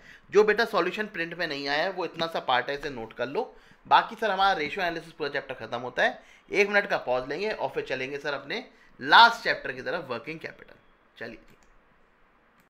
चलिए बच्चों, तो नेक्स्ट चैप्टर की तरफ चलते हैं बेटा। लास्ट चैप्टर है हमारा डिस्कशन का, जिसका नाम है sir management of working capital. बेटा इसके अंदर ना ब्रॉडली हमारे 3 पार्ट आते हैं। सबसे पहला आता है वर्किंग कैपिटल मैनेजमेंट, जहाँ पे सर हम वर्किंग कैपिटल को निकालते हैं। निकालने के 2 तरीके, कंपोनेंट वाइज कंप्यूट कर लो, current asset current liabilities, net working capital निकाल दो। दूसरा तरीका है सर ऑपरेटिंग साइकिल के थ्रू आप कर सकते हो। ठीक है, ये तो दोनों तरीके, उस पर दोनों पे तरीके पे क्वेश्चन आते हैं, देखेंगे। नेक्स्ट आता है बेटा हमारा chapter management of trade receivable trade payables, जिसमें सर 99% हम ट्रेड रिसीवेबल की बात करते हैं। उसके अंदर बेटा 2 ब्रॉड टॉपिक आते हैं हमारे। पहला आता है कि भाई फैक्टरिंग वाला कंसेप्ट, और दूसरा आता है सर हमारा कि हमें कौन सी पॉलिसी सेलेक्ट करनी चाहिए। ठीक है, अगेन दोनों से क्वेश्चन आते हैं। और लास्ट आता है बेटा हमारा ट्रेजरी मैनेजमेंट, जहाँ पे बेटा आपसे कैश बजट बनवाया जाता है, जो सर कॉस्टिंग में भी पार्ट हुआ करता था। अब सर वो मेनली एफएम में ही पूछा जाता है। तो तीनों पार्ट से सर क्वेश्चन हमारे आते हैं। सर पिछले एग्जाम में कौन सा आया था, अगले एग्जाम में आने के किसके चांसेस हैं, वो बेटा मैंने इंपॉर्टेंट क्वेश्चंस फॉर सितंबर 25 में डिस्कस करा हुआ है। तो इस वीडियो को आप देख सकते हैं, आप सर्च कर लेना important question September 25 by CMN Agarwal, आपको वीडियो आराम से मिल जाएगी। ठीक है, चलिए अब हम सर ये क्वेश्चन डिस्कस कर लेते हैं पिछले 4 अटेम्प्ट में हमारे कौन कौन से आए हैं। तो बेटा जैन 25 में एक छोटा सा MCQ आया था, 1 या 2 मार्क्स का, हमारा मैनेजमेंट ऑफ वर्किंग कैपिटल से।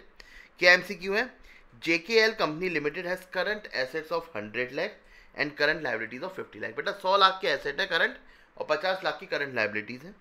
कंपनी ने कहा है कि भैया 20% हमें प्रोविजन बना के चलना है, जिससे हम लोग वर्किंग कैपिटल फाइनेंस कर सके अकॉर्डिंगली। तो बेटा पहले तो बताओ वर्किंग कैपिटल कितनी है। सर वर्किंग कैपिटल है 50 लाख। सर इसका 20% प्रोविज़न पकड़ के चलना है, यानी कि सर टोटल मुझे 60 लाख की वर्किंग कैपिटल अरेंज करनी है। बस इतना सा पूछा था क्वेश्चन में, वो हमें निकाल देना है। तो मुझे लगता है सर 1 मार्क्स का ही पूछा होगा, अगर 2 मार्क्स का पूछा है तो भैया फुल्ली बोनस है, बढ़िया टाइम सेविंग वाला क्वेश्चन आपके पास आ गया था। ठीक है सर, इस टाइप के भी MCQ आते हैं। हाँ बेटा बिल्कुल आते, क्यों नहीं आते। ठीक है, चलिए नेक्स्ट चलते सर। क्वेश्चन नंबर 2 बेटा ये ऑपरेटिंग साइकिल पे बेस्ड है। इन्होंने कहा है कि रॉ मटेरियल का पीरियड है 61 डेज, वर्क इन प्रोग्रेस का है 20 डेज, फिनिश गुड्स का है 30 days, debt collection period, debt collection मतलब सर डेटर्स का कलेक्शन पीरियड है 45 डेज और क्रेडिटर्स का पेमेंट है 60 डेज। आपसे बोला है एनुअल ऑपरेटिंग कॉस्ट है 4,80,000, sorry including depreciation annual operating cost है 60 लाख की। आपको 360 डेज ईयर्स में एज्यूम करना है और आपको क्या निकालना है, ऑपरेटिंग साइकिल पीरियड। हमें पता सर ऑपरेटिंग साइकिल पीरियड कैसे निकलेगा, इन सबको ऐड करेंगे और माइनस कर देंगे 60। तो कितना आ जाएगा भाई 61, 20, 30, 45 माइनस 60। बेटा 96 डेज हमारा ऑपरेटिंग साइकिल पीरियड निकल के आ जाएगा। उसने कहा पूरे साल में कितनी साइकिल चलेंगी, सर 360 दिन का साल है, एक साइकिल 96 की है, सर पूरे साल में 3.75 साइकिल लगेंगी। बेटा मतलब सर पूरे साल में जो खर्चा होना है हमारा 60 लाख रुपए का, वो 3.7 टाइम्स हमें डिस्ट्रीब्यूट करके चलना है। अब मुझे ये बताओ सर 60 लाख का पूरा खर्चा होना है, सब पूरा हमारा कैश में जाएगा या सबकी वर्किंग कैपिटल रिक्वायर्ड है, नहीं सर इसके अंदर 4,80,000 का डेप्रिसिएशन है, यानी कि कैश में खर्चा कितना होगा हमारा 55,20,000। तो बेटा 55,20,000 पूरे साल में खर्चा होगा, डिवाइड बाई कर देंगे नंबर ऑफ साइकिल से, तो हमें सर एक साइकिल का खर्चा पता चल जाएगा जो हमें वर्किंग कैपिटल चाहिए। तो बेटा ये आ गया है 14,72,000, जो कि हमारा आंसर आ रहा होगा। ठीक है, और यह क्वेश्चन सर 4 मार्क्स का हमारा आया हुआ था, 4 या 5 मार्क्स का। ठीक है जी, तो इजी सा क्वेश्चन था, कोई दिक्कत वाली बात नहीं थी। चलिए अब आते सर नेक्स्ट क्वेश्चन में। बेटा ये क्वेश्चन हमारा मई 25 के अंदर क्या आया था सर, ये केस बेस MCQ बन के आया था। और फ्रैक्चुअली बताऊं तो ये केस बेस MCQ बहुत आसान था, इसमें कोई बहुत ज़्यादा लंबी चौड़ी एडजस्टमेंट नहीं थी, लेकिन सर इंस्टीट्यूट ने ड्राफ्टिंग में थोड़ा सा इसमें इशू कर दिया था। आप देखेंगे ऊपर लिखा है XYZ limited wants to establish a shoe manufacturing unit. एक शू मैन्युफैक्चरिंग यूनिट लगाना चाहती हैं, तो हम सबके दिमाग में आ गया लाइन पढ़ के, क्या ये तो न्यू कंपनी वाला क्वेश्चन है, ठीक है। और बच्चों ने सर इसे न्यू कंपनी के हिसाब से सॉल्व करना स्टार्ट कर दिया। बच्चों की कोई गलती नहीं थी सर, उन्हें करना चाहिए था, ठीक है, लेकिन उनका कोई भी आंसर मैच ही नहीं कर रहा था, क्योंकि इंस्टीट्यूट ने इसे पूरा एक एग्जिस्टिंग कंपनी की तरह लेके कर रखा है। हालांकि आंसर में बहुत ज़्यादा फर्क नहीं पड़ेगा, लेकिन स्टिल भाई अगर आपने यहाँ पे नया न्यू प्लांट सब जगह लिखा था, तो भाई कुछ तो इसको क्वेश्चन को उस तरीके से आपको सॉल्व करवाना चाहिए था। चलिए बहरहाल सर छोड़ते हैं, अभी देखते हैं क्वेश्चन में क्या दे रखा है। टू सेटअप दिस यूनिट, साथ में फिर लिख दिया भैया सेटअप करनी है यूनिट, मतलब नई यूनिट की बात हो रही है। इन्होंने कहा 10% कंटिजेंसी हम मेंटेन करेंगे, मतलब जितनी वर्किंग कैपिटल निकलेगी उसका 10% कंटिजेंसी रहेगा, और कंपनी कैश बैलेंस रखना चाहती है 90,000, ठीक है। ग्रॉस प्रॉफिट मार्जिन है 25% ऑन कॉक्स, ध्यान रखना बेटा 25% ऑन सेल्स नहीं, 25% ऑन कॉक्स। डेप्रिसिएशन वो कह रहे हैं कॉस्ट ऑफ प्रोडक्शन का पार्ट होगा। स्टॉक ऑफ रॉ मटेरियल बेटा 1.5 महीने के रखे जाते हैं। फिनिश गुड्स सर 1 मंथ के रखे जाते हैं, और finish goods sir manufacturing cost पे वैल्यू होते हैं। भाई कोई नई बात नहीं है, हमें पता सर मैन्युफैक्चरिंग कॉस्ट पे ही हमारे फिनिश गुड्स वैल्यू करे जाएंगे। Company will sell shoes in domestic as well as in foreign market, बेटा डोमेस्टिक और फॉरेन में हम दोनों में बेचेंगे। Total estimate annual sales will be 30 lakh, बेटा पूरे साल की सेल 30 लाख होगी, जिसमें से 20% फॉरेन होगी, ठीक है, जिसमें आधे महीने का क्रेडिट पीरियड रहता है। और डोमेस्टिक सेल्स सर हमारी 80% होगी, जिसमें 2 महीने का क्रेडिट पीरियड रहता है। तो बेटा 24 लाख की सेल पे 2 महीने का क्रेडिट पीरियड, और 6 लाख की सेल पे 15 दिन का क्रेडिट पीरियड, ये आपको बता रखा है। डेटस निकालने में या फिर sir working capital requirement for debts निकालने में हमारी हेल्प आएगी। सर रॉ मटेरियल कह रहे हैं कि एस्टिमेटेड सेल्स का 25% कंज्यूम होता है, मतलब जितना हमारा सेल्स वैल्यू है उसका 25% हमारा रॉ मटेरियल कंज्यूम्ड होगा, ठीक है, जिसपे हमें सर 2 महीने का क्रेडिट मिलता है सप्लायर से, ठीक है, तो क्रेडिटर्स भी हमारे 2 महीने के आ जाएंगे। सर वेजेस जो है वो 20% है सेल्स की, और उसमें हाफ मंथ का लैग है, मतलब सर आधे महीने की वेजेस आउटस्टैंडिंग देखेंगे हमारी करंट लायबिलिटीज में आ जाएंगी। सर उन्होंने कहा है outstanding cash manufacturing overhead eight the end of the year will be 60,000। बेटा जो आउटस्टैंडिंग है हमारा मैन्युफैक्चरिंग ओवरहेड, मतलब पेबल है, जो हमने अभी तक पे नहीं करा है, वो 60,000 का है, और वो सर 1 महीने का अरियर में होता है, मतलब जो 60,000 की लायबिलिटी खड़ी है हमारी बुक में वो 1 महीने की है। तो बेटा पूरे साल का खर्चा कितना होगा सर? 7,20,000 का, ठीक है जी। सर एडमिन कॉस्ट कितनी है हमारी? 1,80,000 की, और इस पे भी सर हमें 1 महीने का क्रेडिट पीरियड मिल रहा है। बेटा सेल्स प्रमोशन एक्सपेंसेस कितने? 90,000 के, जो कि हम क्वार्टरली एडवांस में करेंगे, तो 90,000 डिवाइड बाई 4 हम एक एसेट बना देंगे। कंपनी को सर अपना प्रपोजल सबमिट करना है कैश कॉस्ट बेसिस पे। कैश कॉस्ट पे क्या होता है सर? हम डेप्रिसिएशन कंसिडर नहीं करते। चलिए, तो सर सबसे पहले पूछा है कि मैन्युफैक्चरिंग कॉस्ट और कॉस्ट ऑफ सेल्स कितनी होगी कैश कॉस्ट बेसिस पे। तो देखते सर हमने कैसे निकाला है। सबसे पहले हमने मटेरियल लिया, बेटा सेल्स वैल्यू का 25% क्वेश्चन में बोला था। सर हमने डायरेक्ट वेजेस ली, सर सेल्स वैल्यू का 20% क्वेश्चन ने बोला था। सर ओवरहेड लिया हमने 60,000 का 12, ये भी क्वेश्चन ने बोला था।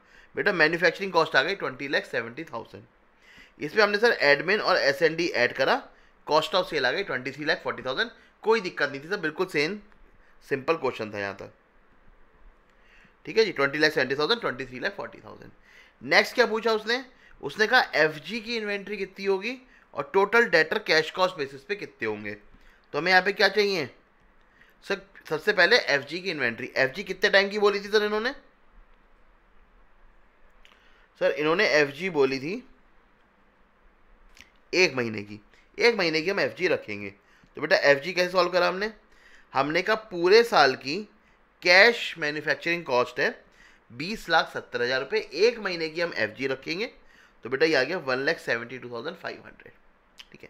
डेटर्स की बात करते हैं, तो बेटा पूरे साल की कॉस्ट ऑफ सेल है 23,40,000, जिसमें से 80% तो हमारी इंडियन है, लोकल है, जिसपे 2 महीने का क्रेडिट पीरियड मिलता है, और सर 20% हमारी आउटसाइड इंडिया है, जिसपे 15 दिन का हमारा पैसा कलेक्शन का टाइम रहता है।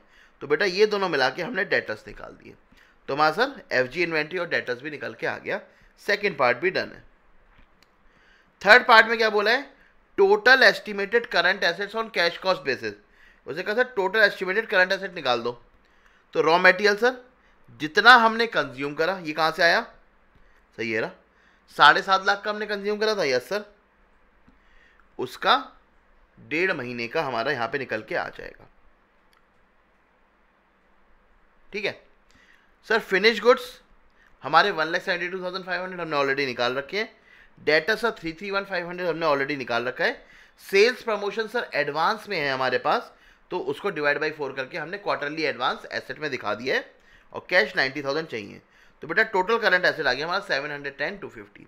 अब देखो यार यहाँ पे ना एक छोटा सा कैच है, अगर न्यू कंपनी होती तो आरएम कंज्यूम्ड कितना होता सर, अगर न्यू कंपनी होती तो आरएम कंज्यूम्ड कितना होता सर, हम कहते 7.5 लाख का तो उस पे था भाई जो तुमने गुड्स बेच दिए, प्लस जो एफजी है मेरी उस पे भी तो रॉ मटेरियल कंज्यूम हुआ होगा, बिल्कुल हुआ होगा। ठीक है, तो एफजी वाला रॉ मटेरियल भी आ जाता, तब आता sir total raw material consumed. ठीक है, अब सर इन्होंने क्या करा, इन्होंने सर इसे एज एन एग्जिस्टिंग कंपनी लेके सॉल्व कर दिया। तो बच्चों ने जब इस तरीके से ट्राई करा तो उनका कभी मैच ही नहीं हुआ क्वेश्चन। ठीक है, तो इसलिए सर एग्जिस्टिंग से हमें सॉल्व करके अपना आंसर मैच करना पड़ा। ठीक है, चलिए, तो बेटा हमारा रॉ मटेरियल आ गया। सर आपको कोई न्यू कंपनी का अगर एक्चुअल क्वेश्चन आएगा तो हम कैसे करेंगे, बेटा सिंपल सी बात है, जब आप रॉ मटेरियल कंज्यूम निकालोगे तो कंजम्पशन सारे बेसिस पे निकालोगे, जो बेचा उस पर भी और जो स्टॉक में पड़ा है उस पर भी। ठीक है, हमने सर बहुत सारे क्वेश्चन करे हैं अपनी क्लास में, रिवीजन क्लास में, हर जगह हमेशा हमने क्वेश्चन ऐसे करा है, इवन स्टडी ने भी वैसे करा है, पता नहीं इस क्वेश्चन में इन्होंने ऐसा क्यों कर दिया।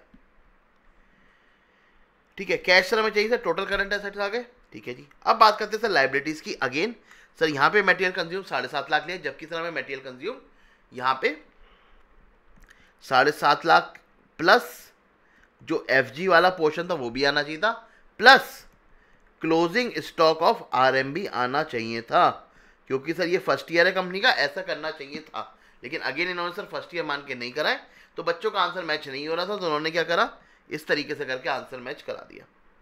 ठीक है जी, तो 2 महीने का सप्लायर मिल गया हमें। मैन्युफैक्चरिंग ओवरहेड हमें बता ही रखा है 60,000 के आउटस्टैंडिंग है।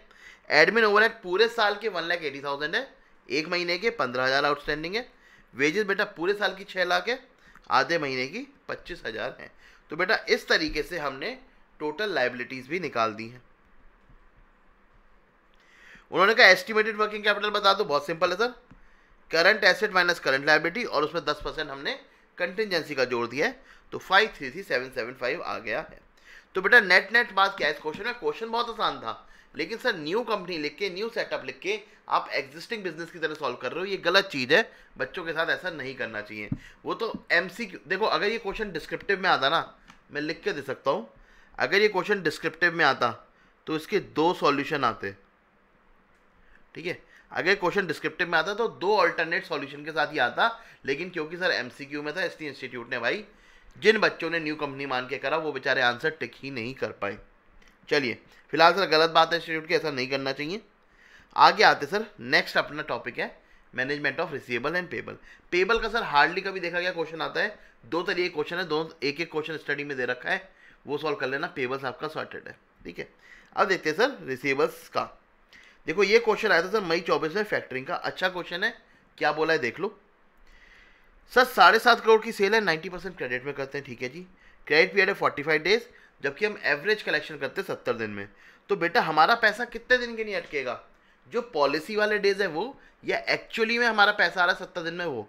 सर 70 दिन हमारा पैसा अटका रहेगा। सर बेड डेट्स होते हैं 0.75, क्रेडिट एडमिनिस्ट्रेशन कॉस्ट है सर 18,60,000, लेकिन हमारी 2/5 अवॉइडेबल है, मतलब अगर मैं फैक्टर को लेके आया तो 2/5 सेव कर पाऊंगा। सर फैक्टर फर्म ने कहा कि नॉन रिकोर्स बेसिस पे, नॉन रिकोर्स बेसिस मतलब मेरा बेड डेट भी पूरा सेव हो जाएगा, नॉन रिकोर्स बेसिस पे 2% कमीशन चार्ज करेंगे।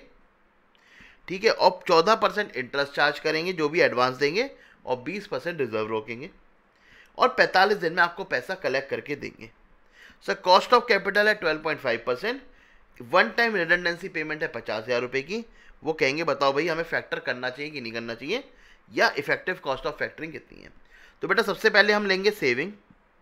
सर बैड डेट सेव हो गया मेरा कितना, सर 7.5 करोड़ का 0.75%। नहीं बेटा, क्रेडिट सेल का होता है बैड डेट, कैश सेल का थोड़ी ना होता है। तो क्रेडिट सेल कितनी है 90%। सर इसका 0.75% ये मेरा बैड डेट है जो सेव हो जाएगा। 750 इंटू 0.9 इंटू 0.75%, 5,06,250 रुपीज़ बेटा बैड डेट्स के नाम पे बचा लूंगा। सर एडमिन कॉस्ट की बात करूं अगर मैं, सर एडमिन कॉस्ट है मेरी 18,60,000, जिसमें से 2/5 अवॉइडेबल है। मतलब अगर मैंने फैक्टर को हायर करा तो 2/5 सेव कर लूंगा।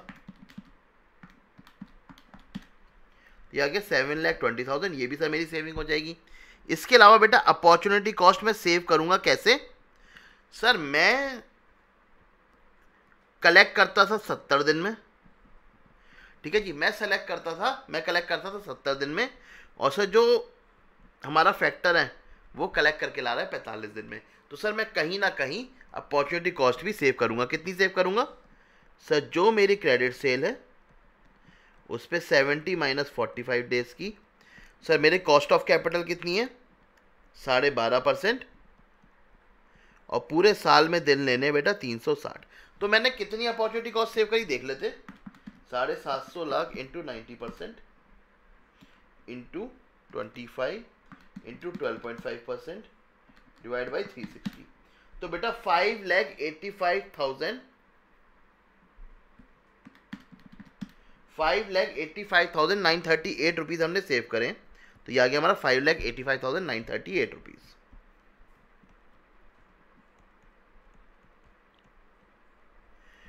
ठीक है जी, तो ये हमारी आ गई टोटल सेविंग। अब कर लेते हैं सर कॉस्ट की बात। बेटा वो 2% कमीशन चार्ज करेगा, यानी कि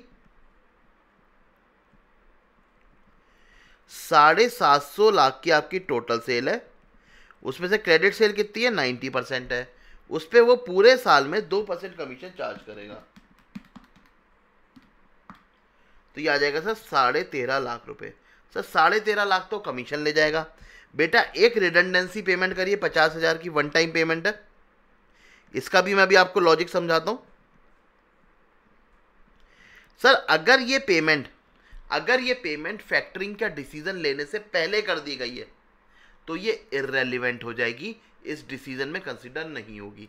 अगर ये पेमेंट डिसीजन लेने के बाद करनी है तो ये रेलिवेंट हो जाएगी। अब क्वेश्चन ने क्लियर नहीं करा कि रिडंडेंट पेमेंट डिसीजन लेने से पहले कर रहे हैं कि बाद में, तो इंस्टीट्यूट ने जब ऑल्टरनेटिव सॉल्यूशन दिए ना तो दोनों बता दिए उसने ऑल्टरनेटिव सॉल्यूशन दोनों बता दिए कि भैया अगर लेके करोगे तो कितना आएगा, नहीं लेके करोगे तो कितना आएगा। सिंपल सी बात थी। लास्ट आइटम आ गया बेटा हमारा इंटरेस्ट के लिए हमें निकालना पड़ता है एडवांस। बेटा कंपनी के पास डेटर्स कितने होंगे, सर कंपनी के पास सर सेल थी 750 लाख का 90% और 70 दिन के डेटर्स रहे होंगे। अब कई बच्चे यहाँ पे आर्ग्यू कर सकते हैं, नहीं सर 70 डेज के नहीं 45 डेज के होंगे। तो बेटा 45 डेज ले लो, इंस्टीट्यूट ने दोनों आंसर सही करें। ठीक है, इंस्टीट्यूट ने दोनों आंसर सही करें, तो जो आपकी मर्जी हो वो ले लो, आपका दोनों तरीके से सही हो जाएगा। तो ये बेटा आ गया 131.25। मतलब सर इतने लाख के डेटा हमारी बुक्स में रहे होंगे, लेस करेंगे कमीशन। बेटा इस पे 2% कितना बनेगा 2.625 कमीशन बन जाएगा।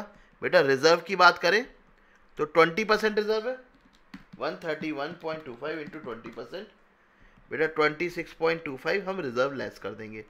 तो बेटा नेट एलिजिबल अमाउंट कितना बनेगा हमारा,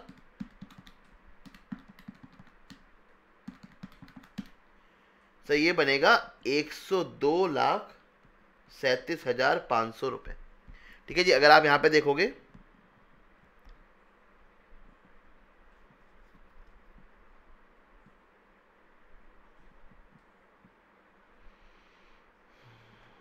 ₹102,37,500।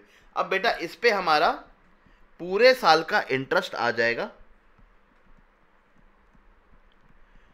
कितना, 14% चार्ज कर रहा है। हाँ जी सर 14% चार्ज कर रहा है, तो ये आ जाएगा 14,33,250। टोटल एक्सपेंस कितना आ गया? सही आ गया 28,33,250 रुपीज़। बेटा यहाँ पे हमारी टोटल सेविंग कितनी आ गई?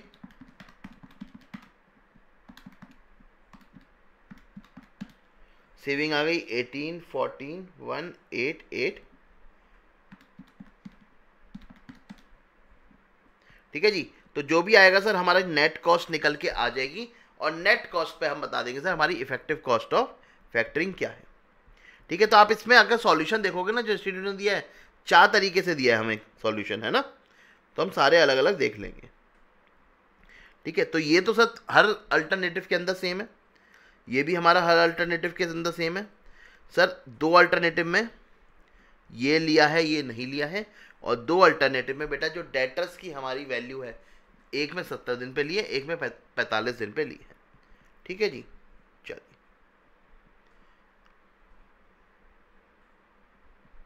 तो इस तरीके से बेटा ये वाला क्वेश्चन भी हो जाएगा। इसमें 1 सेकंड रुकना यार, ये हमारा आ गया 1836 आना चाहिए।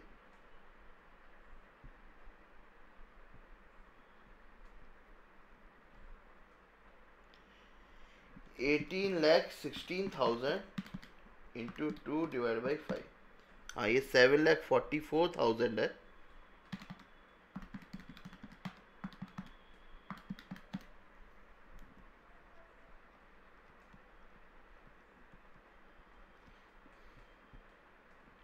तो बेटा इसे हम माइनस करेंगे, नेट कॉस्ट आ जाएगी हमारी 995062। ठीक है, तो बेटा इस तरीके से हमारा एक क्वेश्चन सॉल्व हो जाएगा। 5 नंबर का क्वेश्चन आया था बेटा ये मई 2024 के अंदर। ठीक है, तो आपको इससे सर फैक्टरिंग का एक अच्छा ओवरव्यू मिल गया होगा। स्टिल अगर आपको फैक्टरिंग और डिटेल में समझना है तो बेटा फैक्टरिंग सीएम अमन अग्रवाल करके सर्च करना। अलग से मैंने एक वीडियो बना के डाल रखी है, जितने तरीके के क्वेश्चन इंस्टीट्यूट ने आज तक पूछे हैं, MTP, RTP, study material, previous year question, सबको सर समराइज करके मैंने आपको समझा रखा है। ठीक है जी, तो आप वहाँ से डेफिनेटली कर सकते हैं। चलिए क्वेश्चन नंबर 2 पे आते सर, जो हमारा आया था सितंबर 2024 में। बड़ा अच्छा इसके अंदर एक पॉइंट सीखने को मिलेगा, ध्यान से देखना। सर ये क्वेश्चन कौन सी कैटेगरी का है? बेटा ट्रेड डिसीजन में, जहाँ पे हम डिसाइड करते हैं कि कौन सी पॉलिसी के अंदर हमें जाना चाहिए, कौन सी पॉलिसी हमारी मोर प्रॉफिटेबल है। इन्होंने कहा सर अभी जो टर्नओवर है वो 30 लाख का है, सारी क्रेडिट है, और एवरेज कलेक्शन पीरियड है 30 डेज, और 0 बैड डेट्स है। बहुत ही अच्छी बात है। कस्टमर ने कहा भैया क्रेडिट पीरियड इंक्रीज करो, त्राही मची हुई है कि भैया क्रेडिट पीरियड इंक्रीज करो, हमें थोड़ा सा और वक्त दो पैसे देने का। इसकी वजह से क्या होगा, अगर मैं 15 दिन से क्रेडिट पीरियड बढ़ाता हूँ, यानी कि 30 दिन मेरा ओरिजिनल था प्लस 15 दिन, यानी कि 45 डेज कर देता हूँ, तो मेरी सेल्स 3 लाख बढ़ जाएगी। मतलब 3 + 30 33 हो जाएगी, और बैड डेट हो जाएंगे लेकिन अब 1% के। और अगर मैं 30 डेज से अपनी सेल बढ़ा देता, क्रेडिट पीरियड बढ़ा देता हूँ, तो 30 + 30 60 हो जाएगा मेरा, और सेल बढ़ जाएगी 5 लाख से, यानी कि 35 लाख हो जाएगी, और बैड डेट मेरे बढ़ के 3.5% रहेंगे, क्योंकि सर जैसे जैसे टाइम बढ़ाओगे वैसे वैसे बैड डेट बढ़ने वाला है। उसने कहा सेलिंग प्राइस है 100 रुपये, वेरिएबल कॉस्ट है 50 रुपये, फिक्स्ड कॉस्ट है 5 लाख रुपये। ठीक है जी। Return required on additional investment है 20%। बेटा ये हमारा अपॉर्चुनिटी कॉस्ट के लिए रेट दे रखा है। अब देखो जो इसमें सबसे आसान मज़ेदार पॉइंट, अभी तक क्वेश्चन बिल्कुल आसान है, प्लेन वनीला क्वेश्चन, कुछ भी इसके अंदर एडजस्टमेंट नहीं थी, लेकिन इन्होंने एक बड़ा अच्छा पॉइंट डाला, creditors for variable cost are ready to give 15 days extra credit for the additional cost incurred. क्या बोल दिया इन्होंने इस लाइन में? इस लाइन में बोला कि सेल बढ़ने से जो भी आपकी वेरिएबल कॉस्ट इंक्रीज होगी उस पे 15 दिन का एडिशनल क्रेडिट पीरियड मिल जाएगा। तो सर इससे फ़र्क क्या पड़ेगा? बेटा इस अमाउंट से हमारी अपॉर्चुनिटी कॉस्ट में इम्पैक्ट आएगा। चलिए सर क्वेश्चन सॉल्व करते हैं, बहुत ही मज़ेदार क्वेश्चन है, लेट्स डू दिस।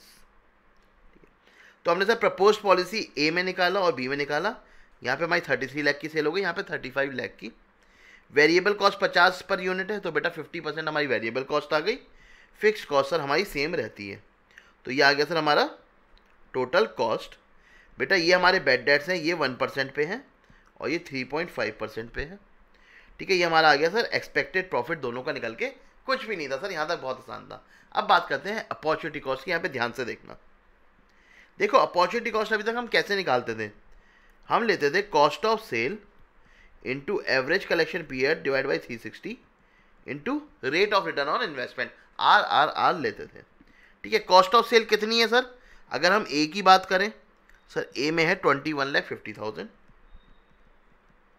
ठीक है सर, 21.5 लाख कितने टाइम तक अटकेगा हमारा पैसा, सर ये अटकेगा 45 डेज तक, और रिटर्न चाहिए 20%। हैं जी, ऐसा होगा, बिल्कुल होगा। लेकिन सर, लेकिन क्रेडिटर्स सर 15 दिन का एक्स्ट्रा क्रेडिट पीरियड दे रहे हैं, वो भी किस पे, एडिशनल कॉस्ट पे। बेटा एडिशनल कॉस्ट कितनी लगी है, 1.5 लाख, यानी कि सर 1.5 लाख पे 15 दिन की मेरी सेविंग भी तो होगी अपॉर्चुनिटी कॉस्ट की, है ना। तो सर ये तो मेरी अपॉर्चुनिटी कॉस्ट लगेगी, और सर ये मेरी अपॉर्चुनिटी कॉस्ट की सेविंग होगी, तो मुझे नेट अपॉर्चुनिटी कॉस्ट निकालनी है। तो अगर आप देखोगे इन्होंने क्या करा सर, 21,50,000 पे निकाली, और उसमें से 6250 माइनस कर दिया। अगर आप यहाँ पे देखिए सर, ये कैसे अमाउंट आ रहे हैं, तो ये आएगा सर 268,750, इस पे 20%,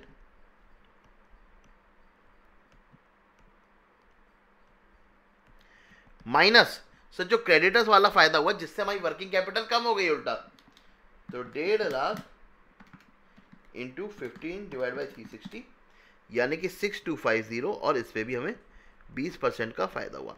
तो नेट अपॉर्चुनिटी कॉस्ट हम देख लेंगे,